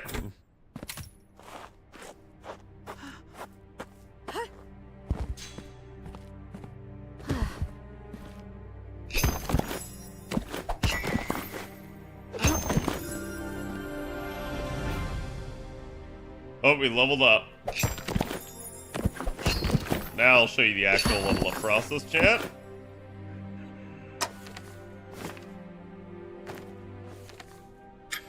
Okay, so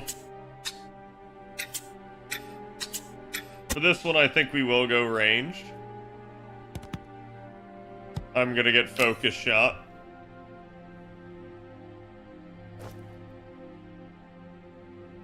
And then if you hit tab, you can actually go up here to level up. This will properly level me. And then just like in Skyrim, you get to choose health, mana, or stamina.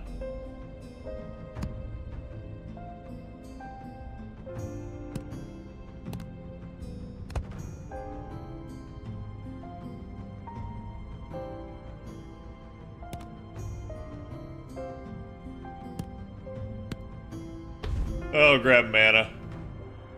Oh, I guess I get multiple points to spend. Sweet. I haven't really touched my mana yet, but if I'm gonna start casting...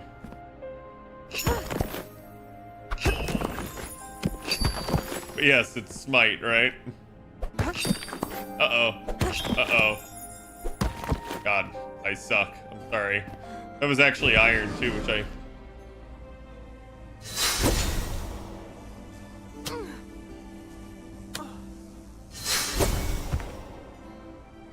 Is it dead?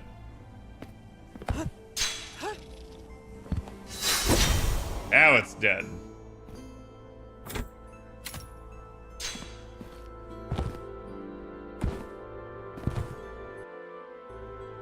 Okay, there is a photo mode.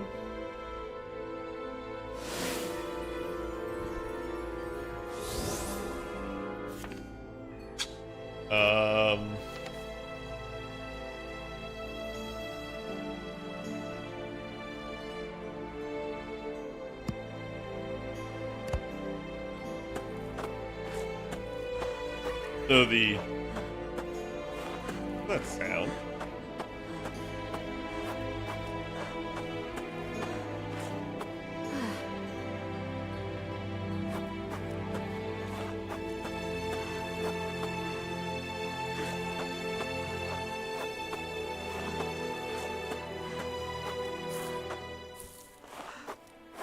Well, like I said, this game's only like, I think, $20, $25 or something like that. Pretty cheap, all things considered, and it's probably going to be a Steam sale. You can get a decent chunk of enjoyment, and I haven't even really done the quests with you guys. I've mostly just been roving around, showing you guys some of the, like, capabilities of the game.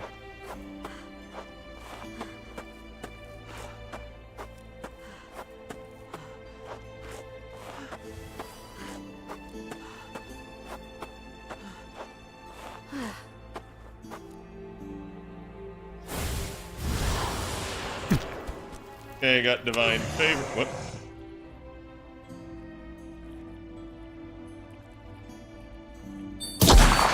Oh. Oh, I didn't realize I had to, like, aim.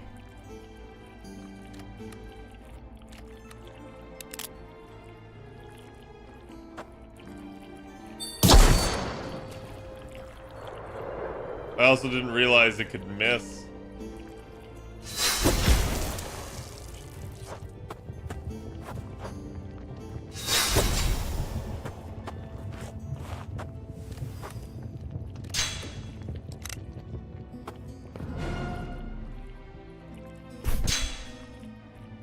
The heck?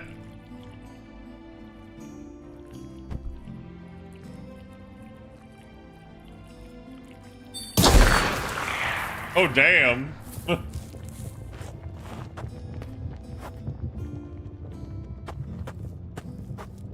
that's a little harder to miss.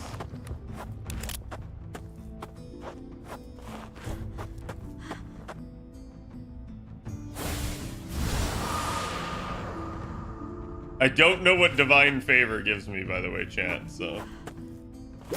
Game looks cool. What is it? It's called the Bloodline. Okay. It's basically like RuneScape, but like first-person RuneScape. Wait, can I not, like...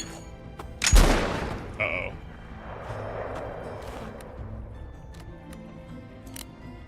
Uh-oh. I think my weapon may be bugged.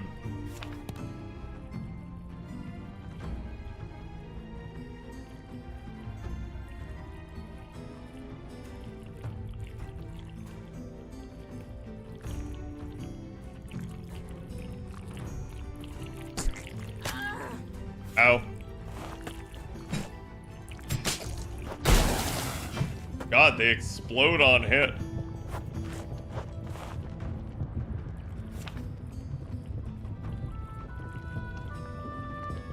Where's my knightly greatsword?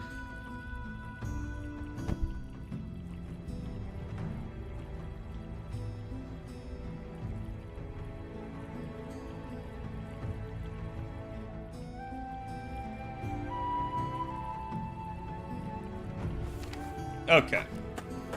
It really doesn't matter, it just looks better than some of the other weapons. I haven't found very tangible upgrades yet.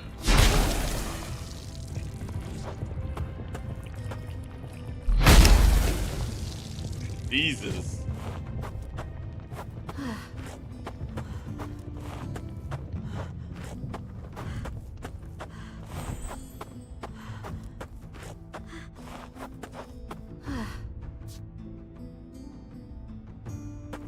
Yeah, I still can't believe I'm not to woodcutting 3 yet.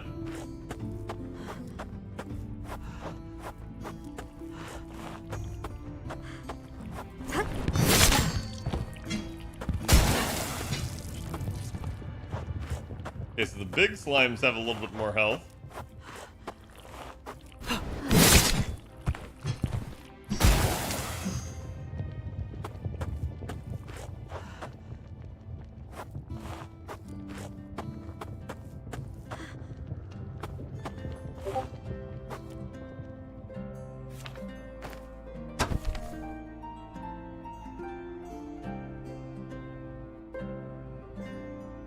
Slime for Graybeard? I don't get this. Am I actually getting slimes? Okay, looks like I am.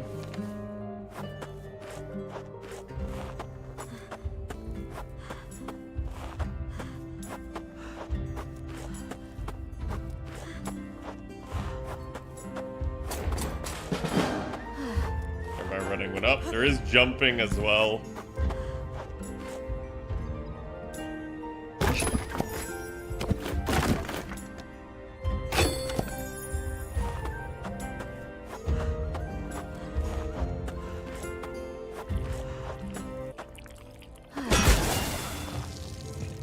Okay, that was actually my like super heavy hit.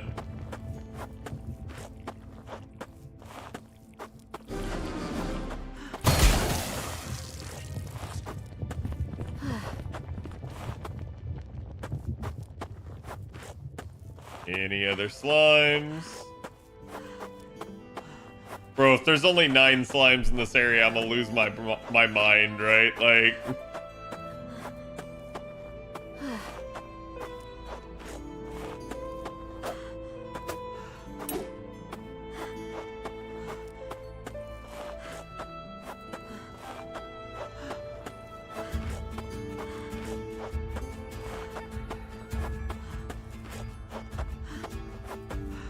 Here, slimy, slimy, slimy, slimy.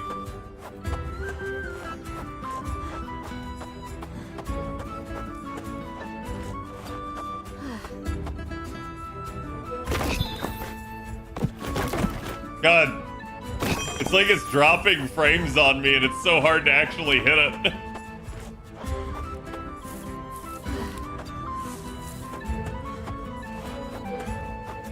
I don't want to know why I got a fishing prompt all the way that far away from the river.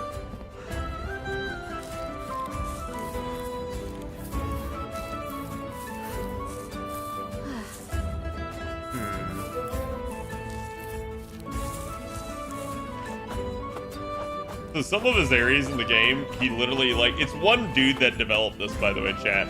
A single death. But he literally has, like, under construction next to some things.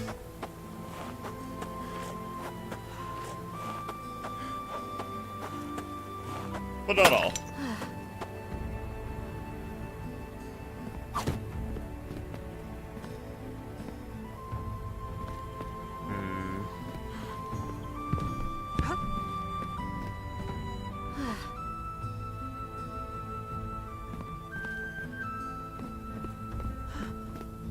Here, slimy, slimy, slimy, slimy. There are also mounts. I started out with a donkey. But apparently there's like flying mounts and such. There is mounted combat, kind of. And sprinting on your mount does not take stamina. But it also doesn't turn as well.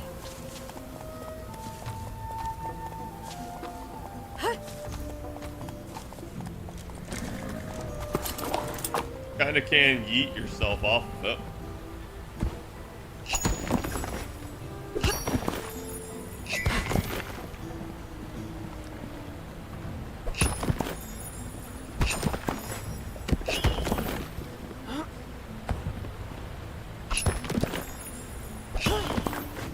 Actually, mining seems less laggy.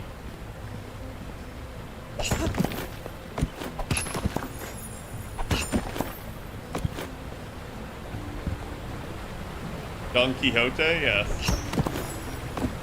Very much so.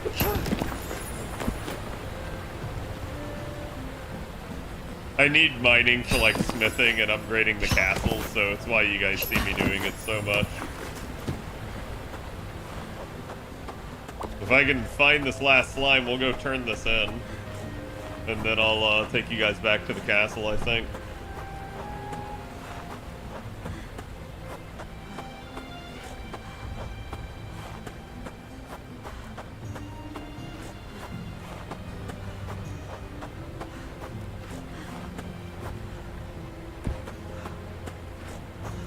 Turtle Shell Lake.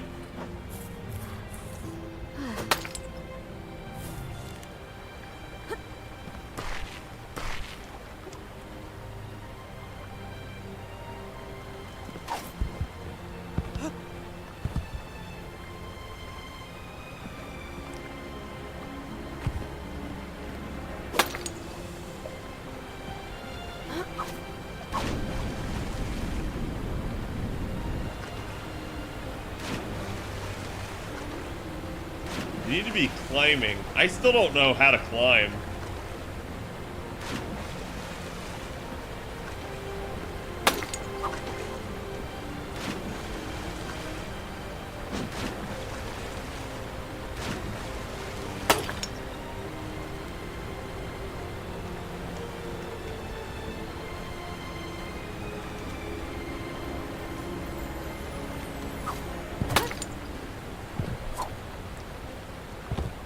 Yeah, jump 300 times. Extra loot!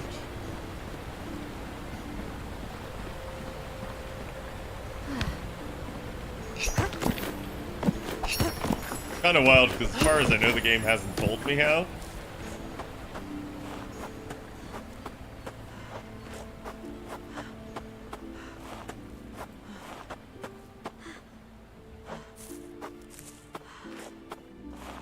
And there's basically every type of crafting that you can think of, from what I've seen. Potion crafting, armor crafting. Haven't seen weapon crafting, but I assume it's possible.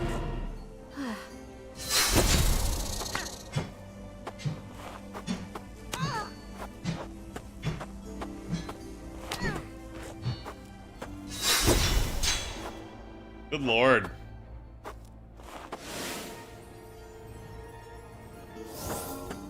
The good news is it looks like I can cast while sprinting. That's actually going to be broken. What the heck?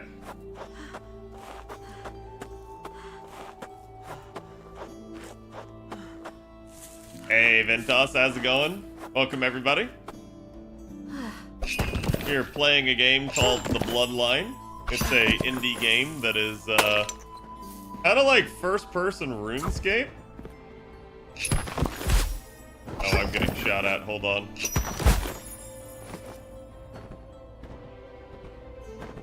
Wait, what?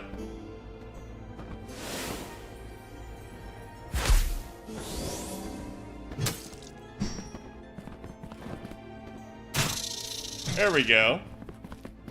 Game looks intriguing. It is.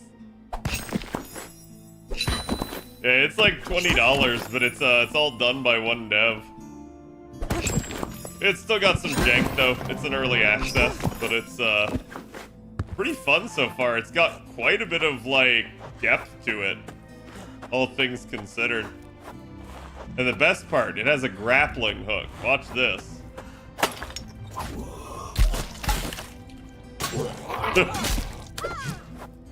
Ow, wait. Who are you? It's smited.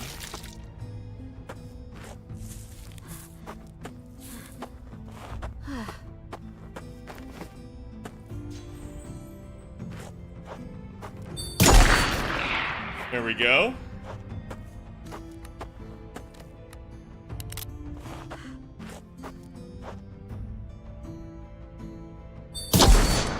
Got him.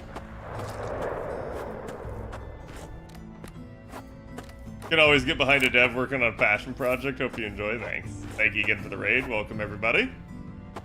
You do get some moments where you're not totally first person though. Like here.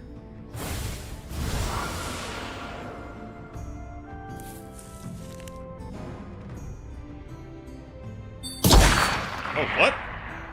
How did that go so high?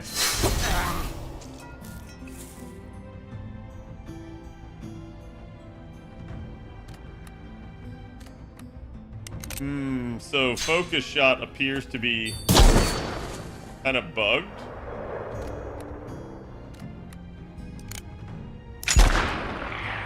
As it basically... For Khadroth!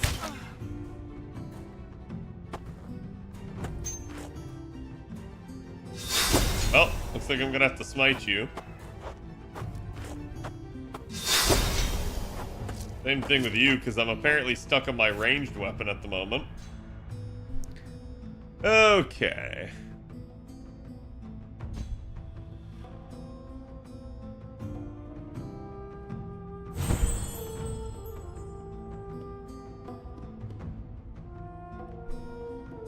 Yeah, I don't know why it's doing that. There you go. Now we got it back equipped.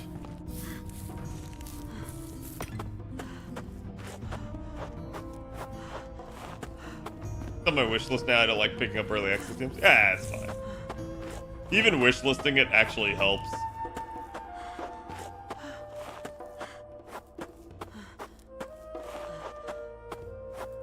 And Chad, I should be clear, I bought this on my own money as well. Like, I wasn't like sponsored or anything to pay for it. Oh, there's a green slime, finally. Give an alley-oop. Go. Should be enough.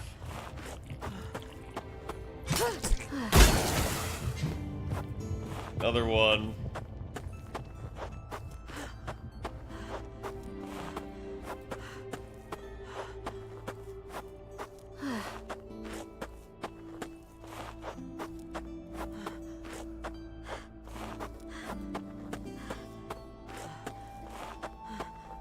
Yeah, it looks like we're right back at base. So, let's just head to the overworld. You can go to the overworld from anywhere, which is really nice. And like we were talking about before, you get this like overworld map where you can just click to move. We're gonna head back to Elder Glen over here. And you can see, you can actually zoom in and see stuff in closer detail. Gonna hit E to enter Elder Glen. Then we're gonna go turn in the quest for the slimes, and then I'll try to go back to my castle and see if I can do any upgrades there.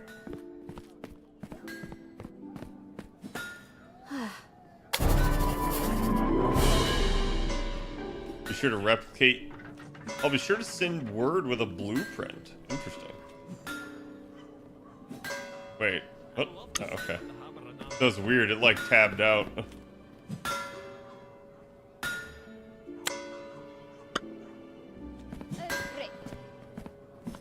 Almost there.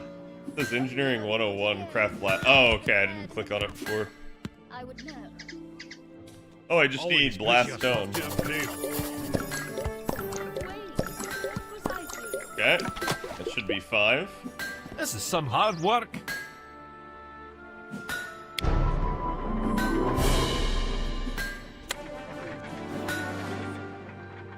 This is coming along nicely.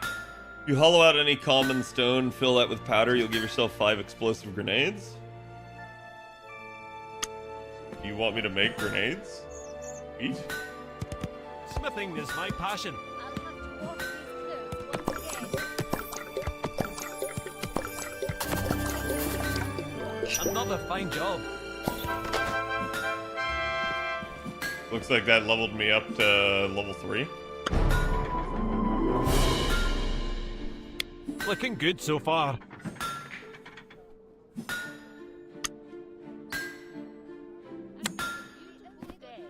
What else can I make here? This is nothing. Okay, so there you go. So I can craft weapons. So I could make a copper musket. Just a bit more. Copper blunderbuss that shoots 10 pellets at once. Oh no. Off to the market. Or identification This is some hard drone. work.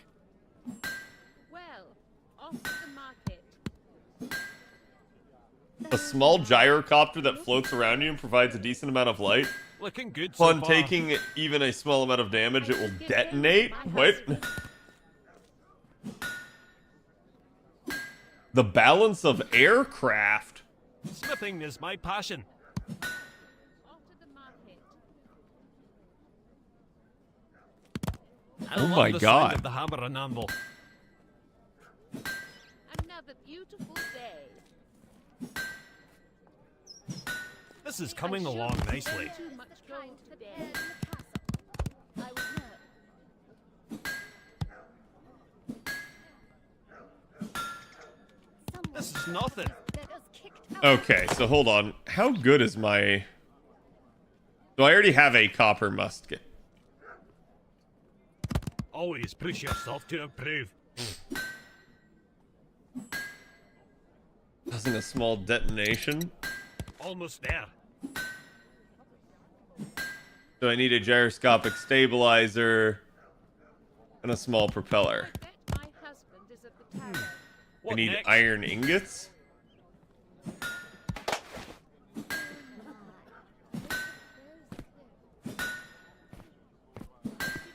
Could I not smelt here? Another Doesn't look fine like job. it.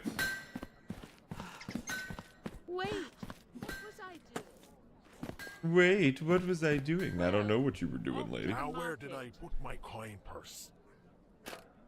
Yeah, chat, where did you put your coin purse? Dude, like, I'm impressed for what this game is, the more I keep looking into it.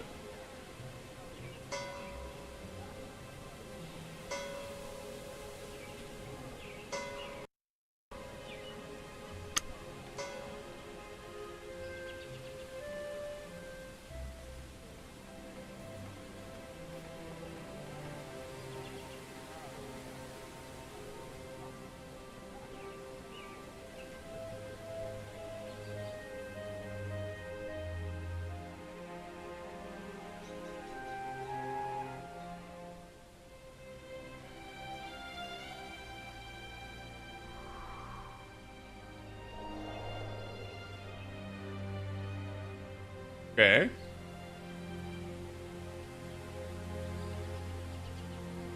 Like, I have no idea where half this stuff is.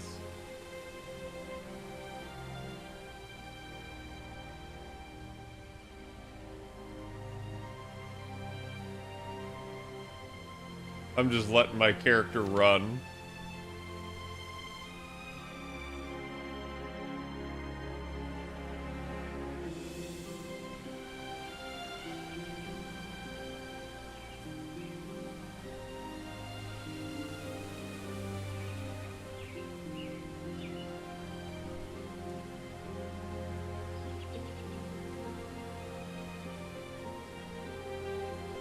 And this is where we're headed back. This is our base. So this is the only complaint I'm gonna say is like the real-time travel that you gotta do on the map. Lost Spirits at Parford Lake. Looks like this is some sort of battle.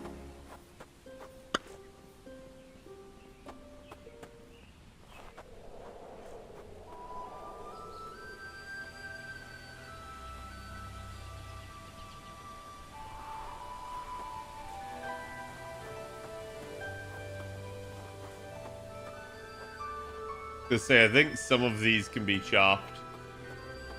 If the game, yeah. So you can see, sometimes you can chop down stuff on the overworld map. I don't know if it, like, levels your woodworking at all or anything.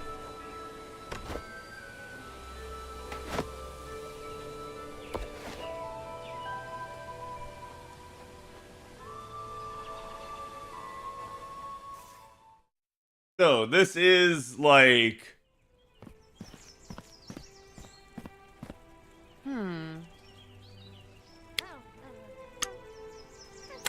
Oh yeah, I have a bakery that I'm supposed to construct. I think I just need materials for it though, so let me see.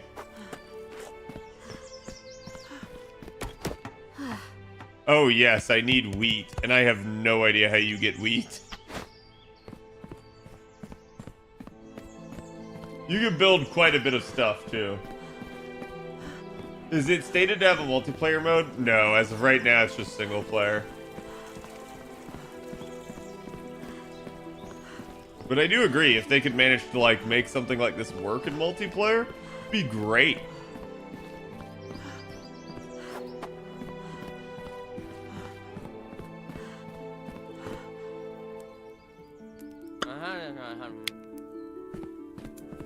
Yes, I'm supposed to craft a potion. The problem was he was telling me I needed like the like Elder Gleam or something. I don't remember.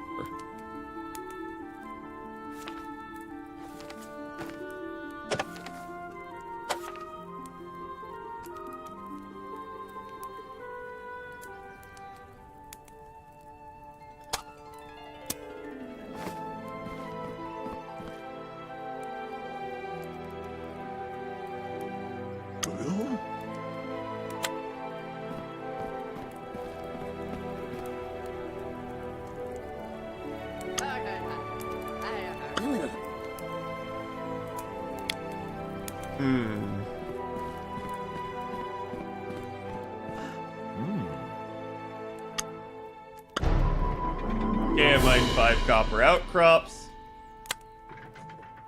Create 3 copper ingots and bring them to him.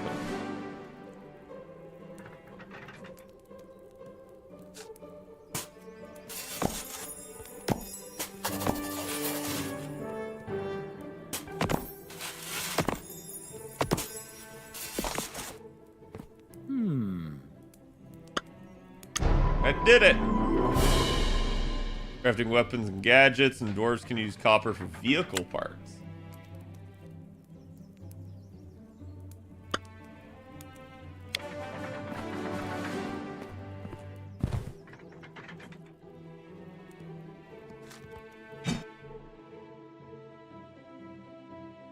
You'll be required to press W, A, S, or D at the right times to get your fingers ready.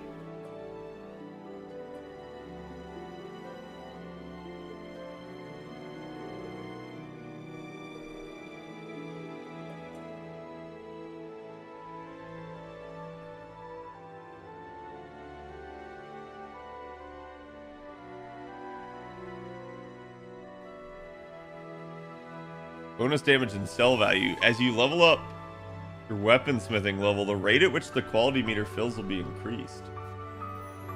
Honestly, it's pretty awesome. Wait, what? Wait, what? Bro.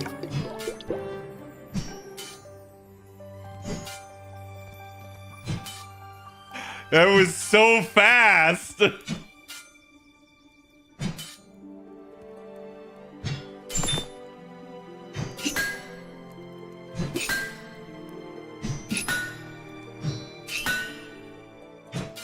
Oh, shit.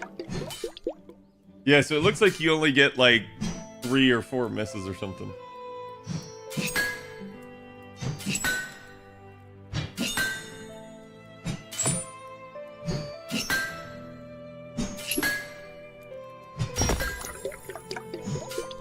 Bro, it definitely needs, like, a slightly bigger window.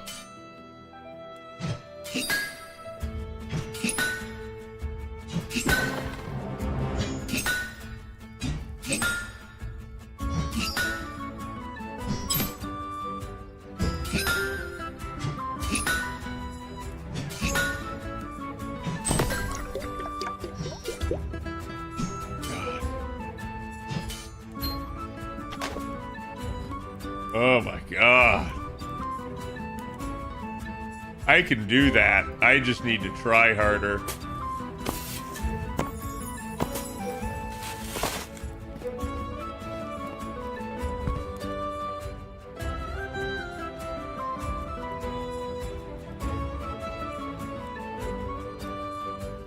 Wait, a copper ultra sword?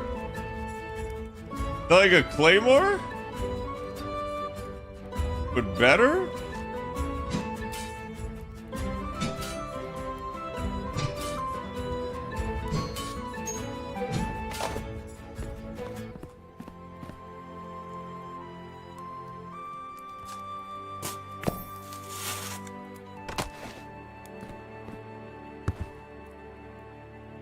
All right, chat, this one's for all the marbles.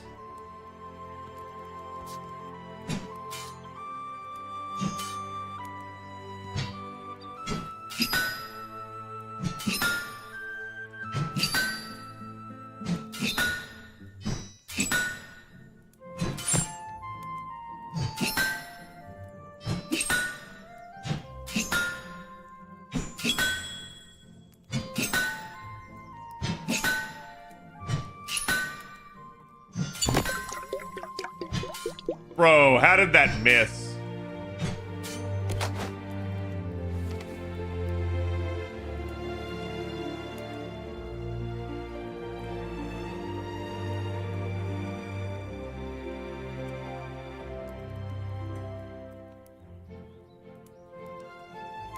Wait, why is it only damage 20 when it said it was damage 40?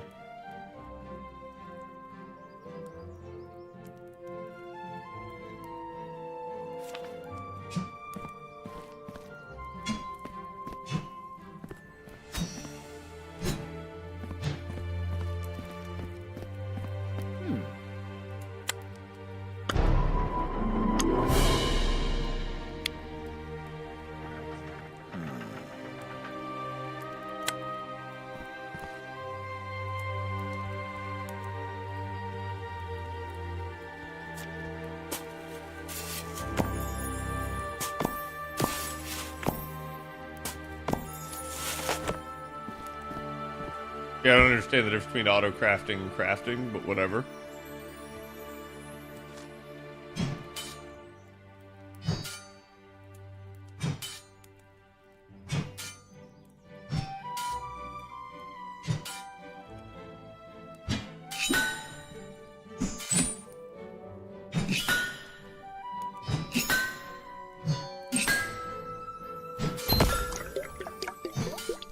How is that considered a miss? I don't get that. Like,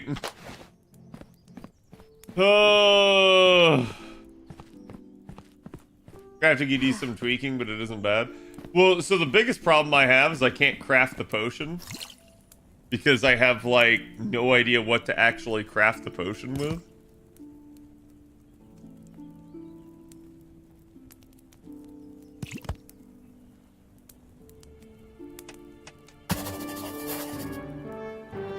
I don't know. Maybe it was just whatever.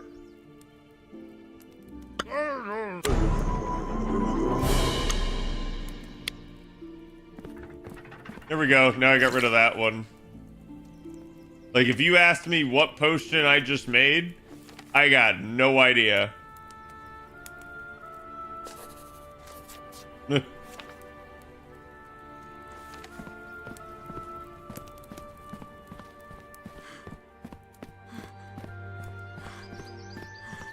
So I need wheat for the bakery.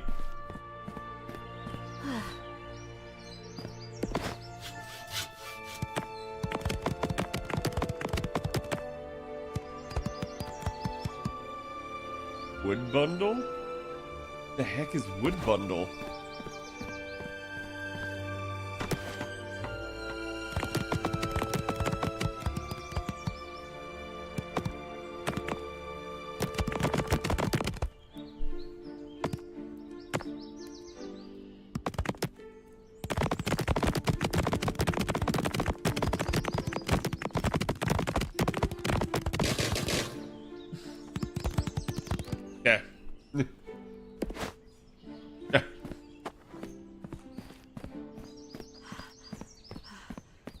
Encyclopedia for it would be great. Yeah, I just, I'm sure people will develop a wiki as this game goes on.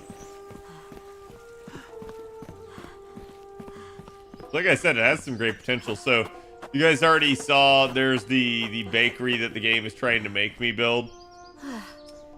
You have different theme levels, which will basically like determine people that come to your settlement, and you can build different things just depending.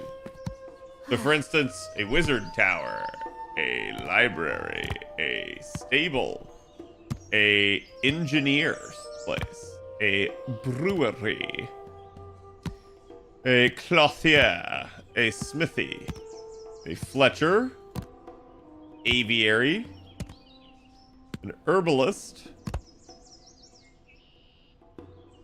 alchemist,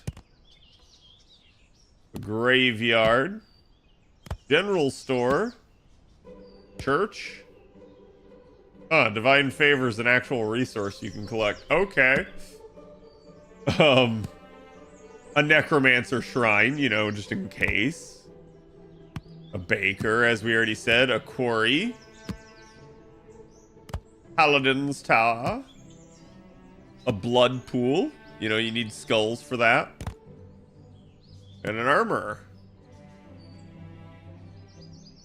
A stack button is needed. Yeah, I mean, I think it's like some of this stuff is bare bones, but it's understandable that it's bare bones.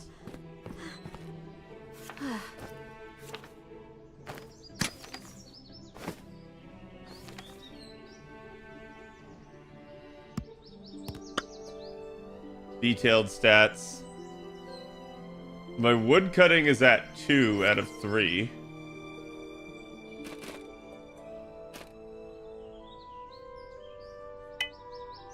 I think I'm gonna go try to get 3 because I think that's why I can't get the wood piles. Is I basically can't get the normal stuff.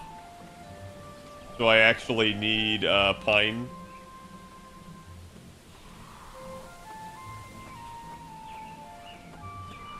Let's see, this looks like a pine tree, and it is.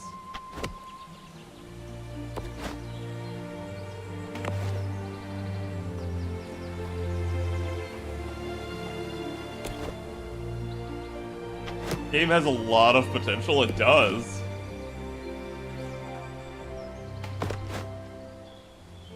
Well, I'm actually harvesting both. That's funny.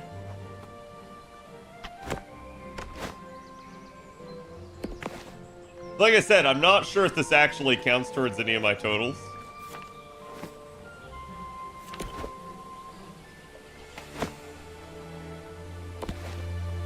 Oh, I can filter. Okay, I just realized that.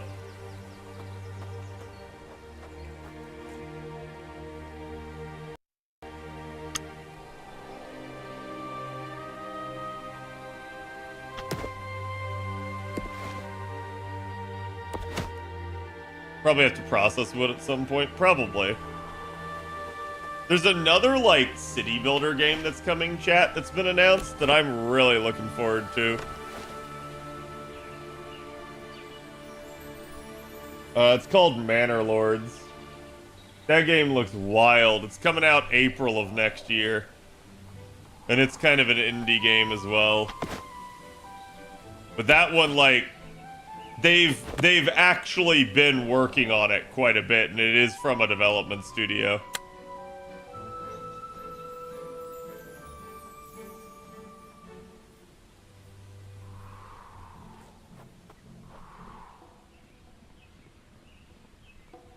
Wait, chop birch tree? I think it's the first time I've been able to chop birch.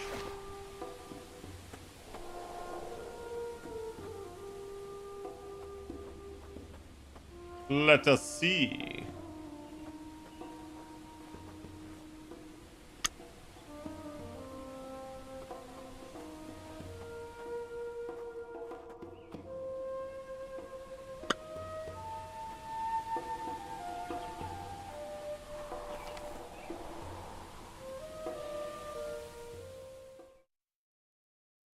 So basically we're camping by the lake now.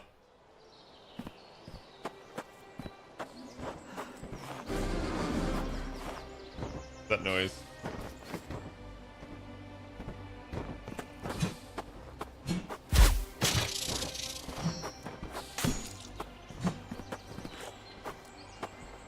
Is it dead? I think it's dead, Jim. You need at least a level 3. So it looks like... Yeah, I was not getting any experience for that on the overworld. That's kind of annoying.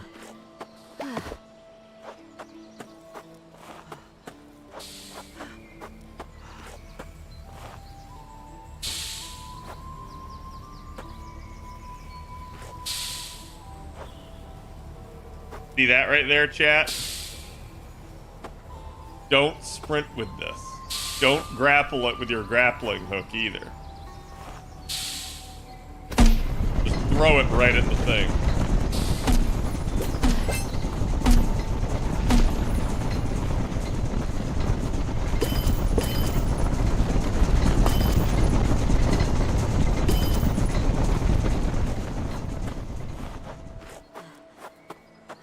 And you can see why. However, chat, hunting with a grappling hook? OP. Watch this. Remember all those times the deer got away from you in Skyrim? Yeah, not anymore. You have a grappling hook.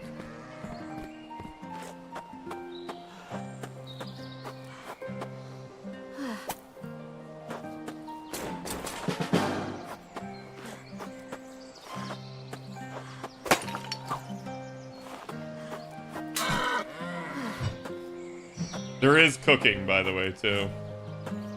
It's actually one of the best ways to restore HP.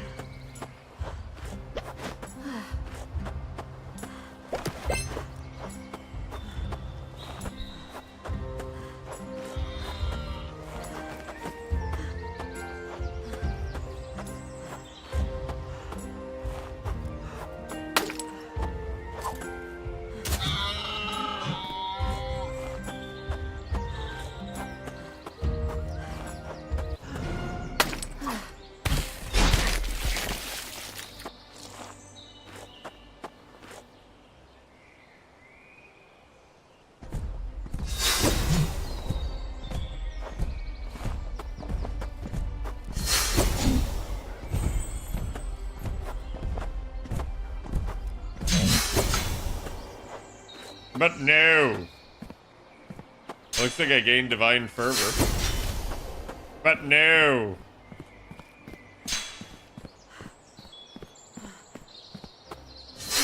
But no.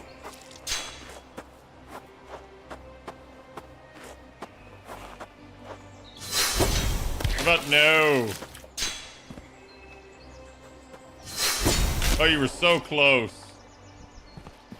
Nearly had me.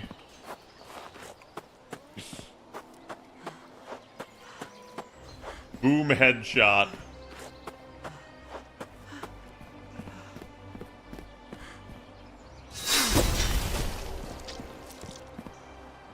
Damn, these dudes just getting javelin. Magic OP? I mean, holy magic, yeah.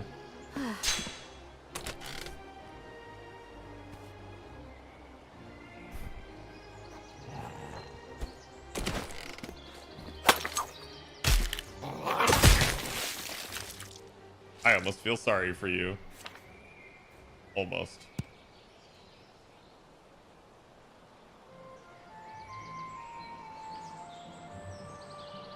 This actually is. Is this one-handed or two?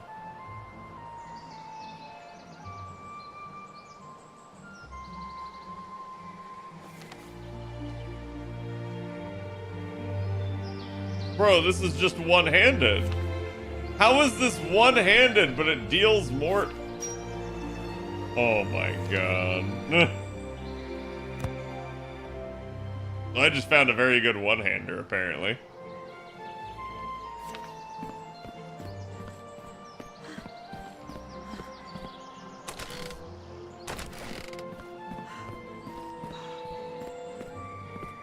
Goblin Slayer approves, as he should.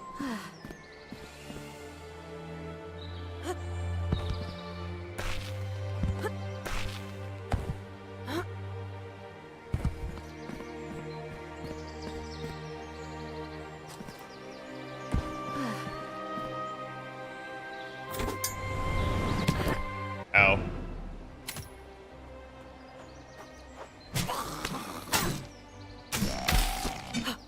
There we go. That'll teach you.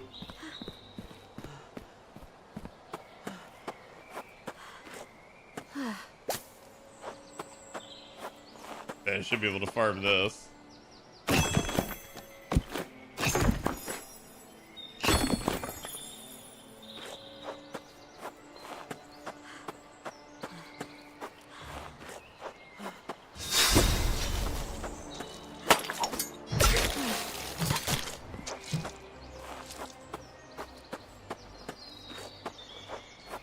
Okay, we're good.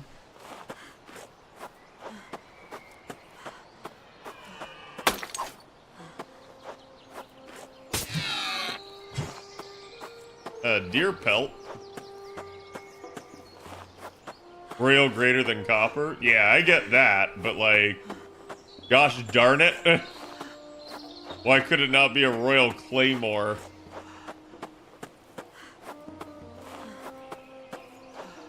Where are my pine trees? Holy cow. In case you're curious, chat, yes, you can knock that down.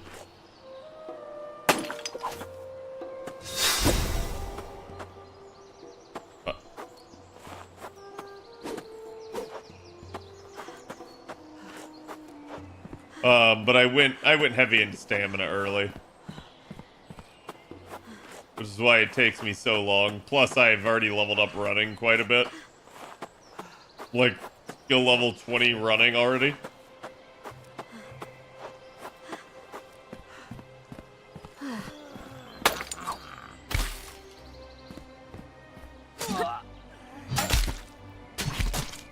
God, the Ultra Sword just seems so easy.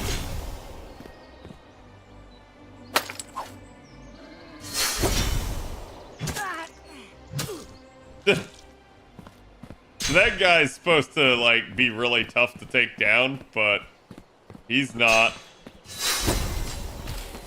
Or is he? Bro, the ragdolling and the face planting? Chef's kiss. Like, so fun.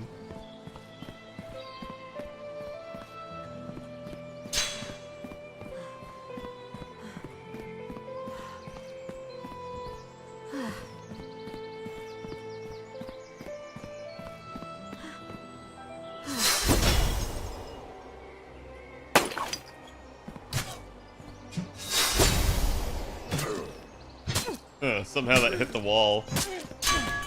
Oh, so it explodes afterwards. Intriguing. That makes this spell even stronger.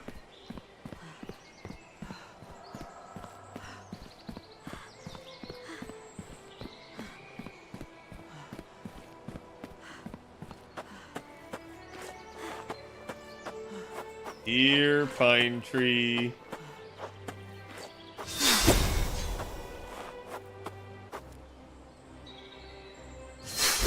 Man, you were so close. Man, you were so close.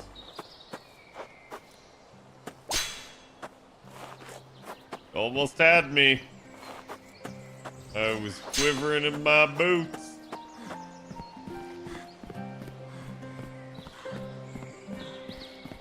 That's the boon given. The heck? You some kind of ninja?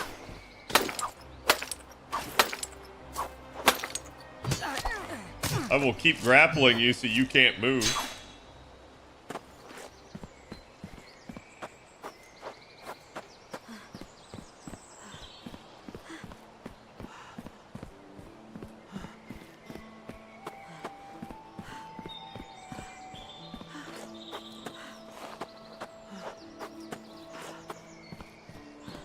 I've already been in that cave.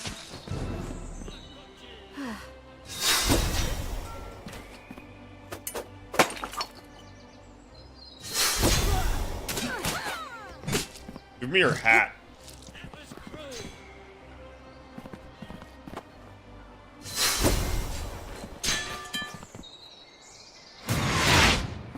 What was that?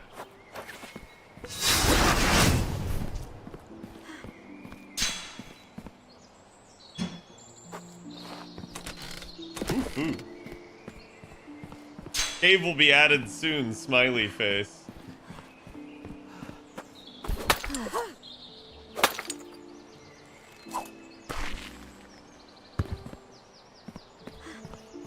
And you can see, you do have a decent amount of mobility in this game. The grappling hook is such a good idea.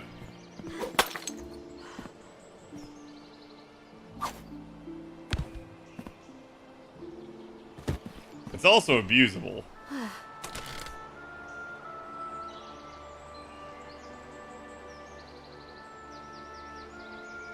Nope. That's better. I wonder if I can, like, smelt those things.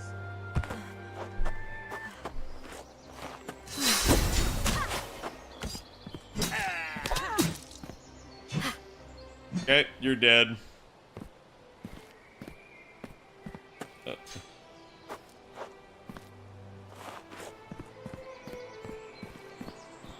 end of bones breaking is quite satisfying.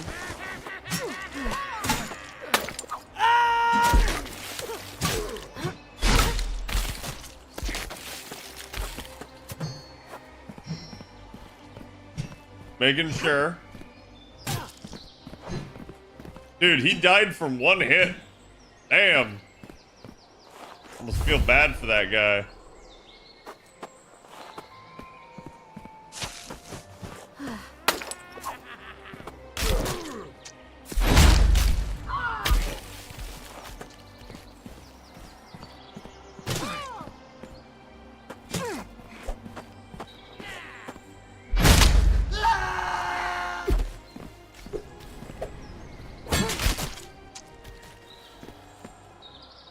Well, he's gone.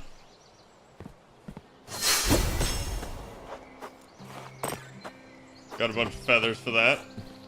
Ultra bonk, yes.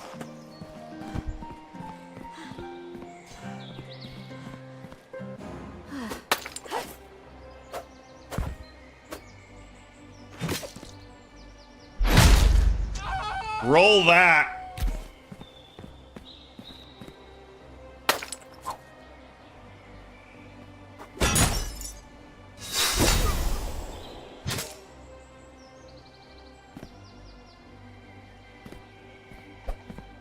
Wait for it.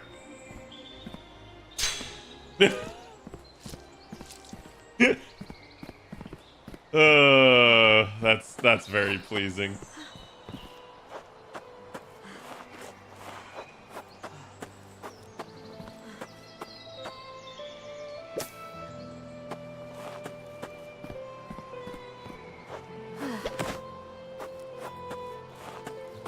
You just wait for it and he just goes bonk.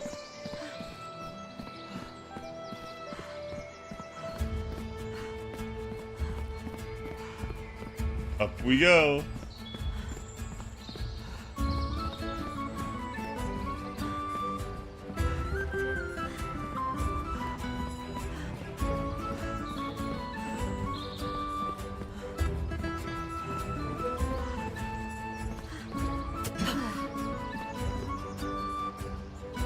Well, that's disappointing.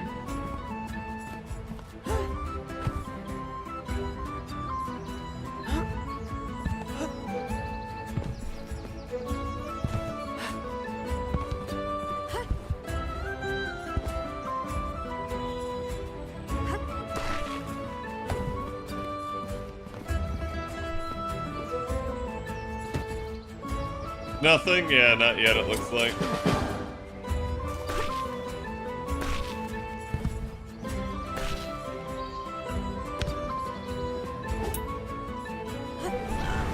Ooh, that was close. That was close.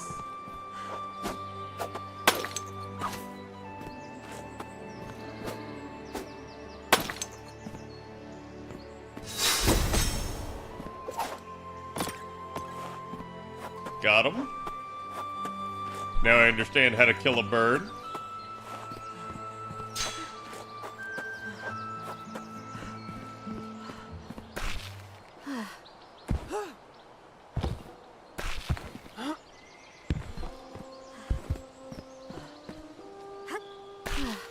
I see why this game's in first person, though.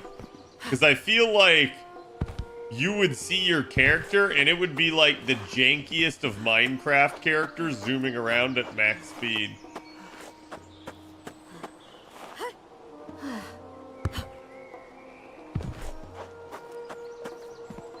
I know what's over there, chat. It's a mausoleum. I've been in it before.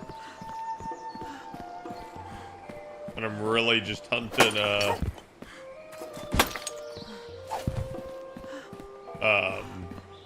wood.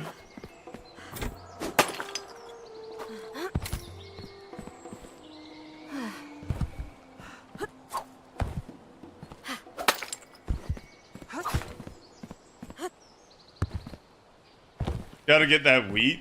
Yeah, I don't really know where wheat is either. I've been told, because I think Steve was watching me the last time I played in VIP, and he was saying it's in, like, a field in some village, but I don't remember which village.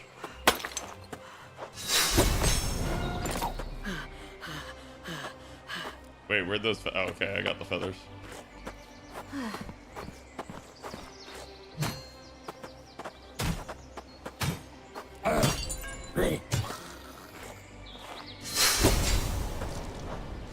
You now get no shield. I do like, too, that there's an armor mechanic. Like, it's not that they have more health and they're spongy. It's that they're wearing armor and you gotta cut the armor off of them. Like, I'm actually surprised this is not a thing in more games. Okay, except for that guy. That guy had no armor.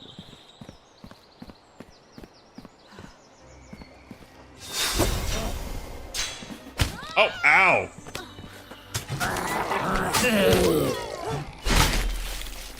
Okay, anyone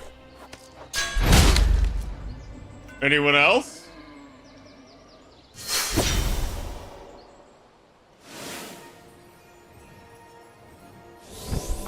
Good? Great.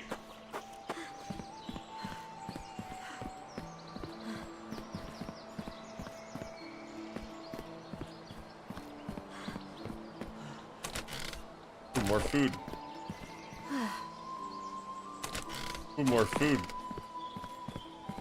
You guys got food upstairs?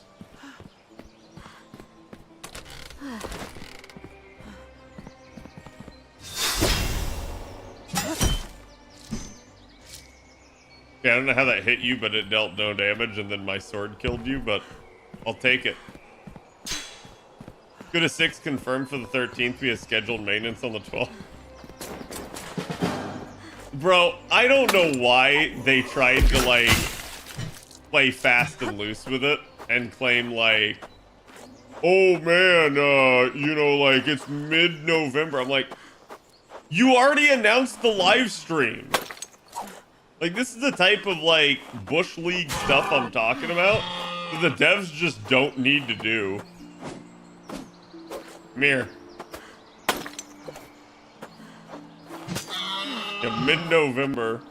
I think they're trying to, like, get us in the habit like they do with JP, where they don't tell JP the date, but it's like, sorry, but not sorry. We kind of already know.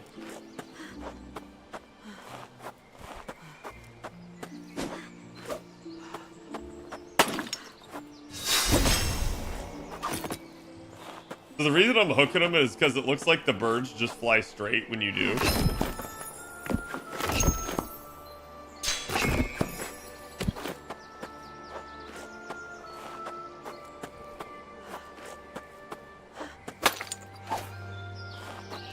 Where you going? Give me that venison, big boy.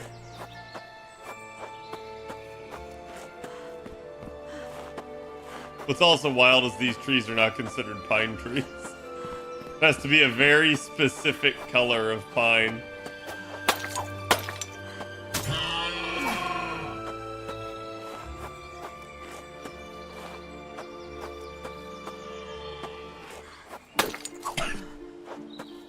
Ah.